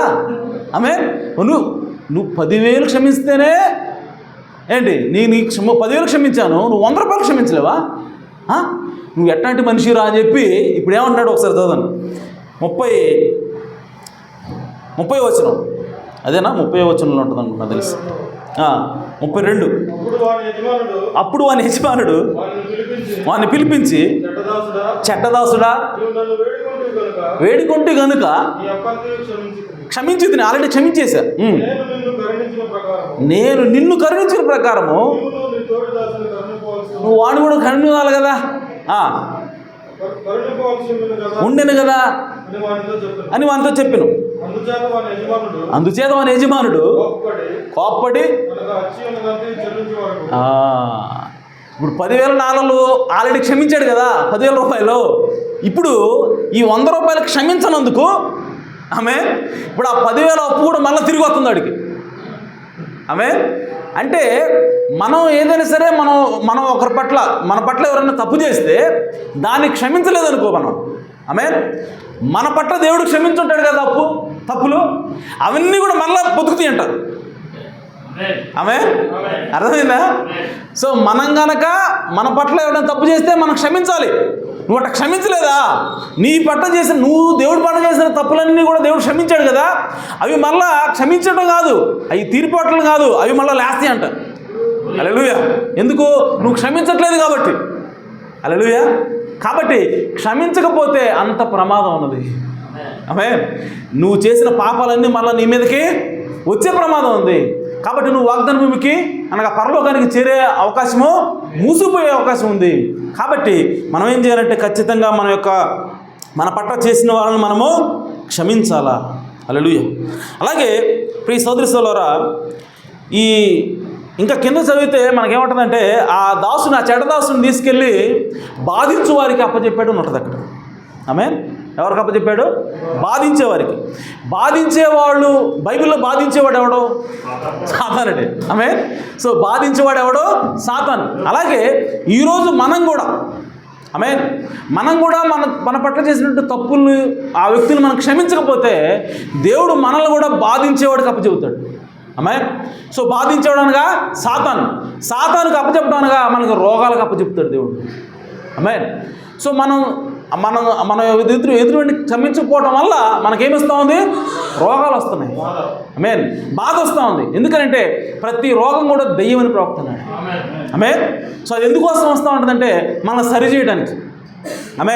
సో జైల్లో ఎందుకేసి జైల్లో పెట్టి ఎందుకు బాధిస్తారంటే నువ్వు తప్పు చేయకుండా ఉండటానికి.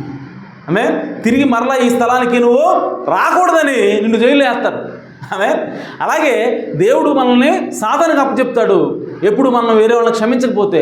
ఎందుకనంటే మరలా మనం వాళ్ళని క్షమించి మరలా మనం సరవడానికి దేవుడు ఒక అవకాశం మనకి ఇస్తున్నాడు. అలాగే ప్రియ సోదరి సోదరులారా, మన యొక్క యాటిట్యూడ్ అనేది, మన యొక్క స్వభావం అనేది, లేదంటే మన యొక్క ప్రవర్తన అనేది డైరెక్ట్గా రోగాలతో లింక్ అయిపోయి ఉంటుందంట.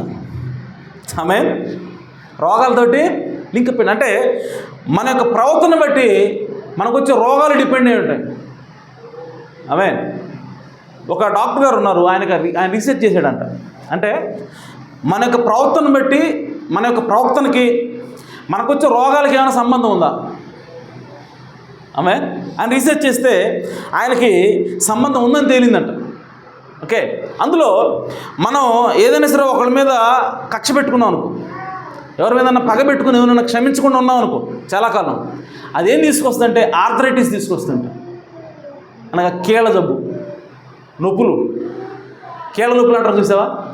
ఆ కీళ్ళ నొప్పులు అనేటువంటి జబ్బు దేనివల్ల వస్తుందంటే మన హృదయంలో ఉన్నటువంటి ఆ కక్ష వల్ల, మన హృదయంలో క్షమించకుండా ఉన్నటువంటి ఆ బాధ వల్ల మనకి ఆ రోగం వస్తుందంట.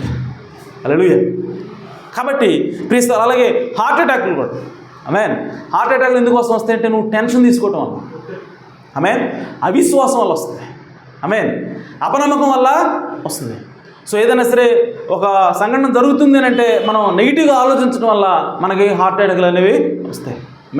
అలా కాకుండా మనం పాజిటివ్గా దేవుని పట్ల విశ్వాసంతో ఉన్నామనుకో వాళ్ళకి హార్ట్ అటాకులు తక్కువ రావు.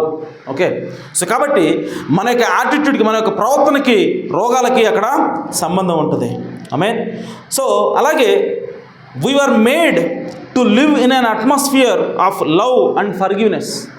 అసలు మనల్ని దేవుడు ఎందుకు తయారు చేశాడు అని అంటే, ఎలాంటి వాతావరణంలో ఉండడానికి తయారు చేశాడు మన శరీరాన్ని కానీ మన ఆత్మను కానీ అని అంటే, ప్రేమ, క్షమాపణ అనేటువంటి వాతావరణంలో ఉండడానికి తయారు చేశాడు మనం. ఆమేన్. సో దానికి వ్యతిరేకమైనటువంటి వాతావరణం వచ్చిందనుకో, ఆమేన్, మన హృదయంలో ప్రేమ బదులు పగ వచ్చింది, ఆమేన్, క్షమాపణకు బదులు కక్ష వచ్చిందనుకో, అప్పుడు ఏమవుతుందంటే మన శరీరం లోపల నుంచే విషయాలు ఊరుతాయండి. ఆమేన్. మన హృదయంలో ప్రేమ ఉంది, మన హృదయంలో క్షమాపణ ఉందనుకో, ఓకే, అప్పుడు మన శరీరానికి మేలు చేసేటువంటి రసాయనాలు మన శరీరంలో ఊరుతాయి. ఓకే, అలా కాకుండా దానికి వ్యతిరేకమైనవి అనుకో, విషయాలు ఊరుతాయి మన శరీరంలో. సో అవి రోగాలకి కారణం అవుతాయి. ఓకే, ఆ రసాయనాలు అంటే ఏమో కాదు, హార్మోన్స్ అవి. ఆమేన్. సో మనం సంతోషంగా ఉన్నప్పుడు, ఓకే, ఆనందంగా ఉన్నప్పుడు మన లోపల డోపమైన్ అనేటువంటి ఒక రసాయనం ఊరుతుంది. ఆమేన్. అది మనకు ఉల్లాసాన్ని ఇస్తుంది, మన శరీరానికి మేలు చేస్తుంది. ఓకే, మన శరీరాన్ని ఆరోగ్యంగా ఉంచుతుంది. ఓకే, సో అలా కాకుండా వేరేది, మనం కోపం కనుక బాధ కనుక ఉంటే మనకి విషం అనేది మన శరీరంలోకి వచ్చి అది మన శరీరాన్ని కృంగదీస్తూ ఉంటుంది. ఆమేన్. కాబట్టి ప్రియ సహోదరి సహోదరులారా, మనం దేనికోసము ఉన్నాము అని అంటే, మనం దేనికోసం తయారు చేయబడ్డామంటే దేవుని ఆత్మచేత నింపబడడానికి తయారు చేయబడ్డాం, దేవుని ప్రేమ చేత మనం ఉండడానికి తయారు చేయబడ్డాం. అంతేగాని మన హృదయంలో పగకి, ద్వేషానికి, లేదంటే లస్ట్కి, లేదంటే బిట్టర్నెస్కి, వీటన్నిటి కూడా, అసూయకి, వీటన్నిటి కూడా మనకి మన హృదయంలో చోటు ఇవ్వకూడదు. అలా చోటిస్తున్నామంటే మనం ఎవరికి చోటిస్తున్నామంటే దెయ్యానికి చోటిస్తున్నాం, దేవునికి మనము చోటు ఇవ్వట్లేదు. కాబట్టి ఆ మనస్సు కాంప్లెక్స్ అయిపోతూ ఉంది, ఆ మనసు క్లిష్టమైపోతూ ఉంది, దాన్ని స్వాధీనం చేసుకోవటం కూడా కష్టమైపోతూ ఉంది. సో కాబట్టి ఆ మనసును మనం స్వాధీనం చేసుకోవాలంటే వాక్యం అంటే ఈ గడియ వర్తమానటువంటి వెలుగు మనము స్వీకరించాలా. అలా స్వీకరించినప్పుడు దాని ప్రకారం మనం నడుస్తాం. అలా నడిచినప్పుడు మన హృదయంలో ఉన్నటువంటి ఆ దెయ్యాలన్నీ కూడా పోయి మన హృదయంలోకి మనకు నూతన హృదయం అనేది వస్తుంది. ఆమేన్. అందులోకి నూతన ఆత్మనే దేవుడు ఇస్తాడు. ఆ నూతన ఆత్మలోకి దేవుడు తన ఆత్మను పెడతాడు, అనగా పరిశుద్ధాత్మ బాప్తిస్మం. ఆమేన్. సో దేవుని యొక్క వాక్యం రాయబడింది, నూతన హృదయాన్ని, వాళ్ళకి రాతి హృదయాన్ని తీసేసానికి నూతన హృదయాన్ని ఇస్తాను, ఆ తర్వాత నూతన ఆత్మనిస్తాను, ఆ తర్వాత నా ఆత్మను వారిలో పెడతాను. ఆమేన్. అనగా దేవుని యొక్క పరిశుద్ధాత్మ మనలో పెడతాడు. అప్పుడు అదేమిటనగా అది పరిశుద్ధాత్మ బాప్తిస్మమైనది. ఓకే, ఇవన్నీ జరగాలి అంటే మనము మన మనసును స్వాధీనపరచుకోవాలంటే ఈ గడియ వర్తమానం యొక్క వెలుగులో మనము నడవలసినది. అదే మన హృదయాన్ని మనం స్వాధీనపరచుకోవడానికి ఉపయోగపడుతుంది. ఆ విధంగా మనం మన హృదయాన్ని స్వాధీనపరుచుకుంటాం. దేవుడు ఈ మాటలను దీవించును గాక. ఆమేన్.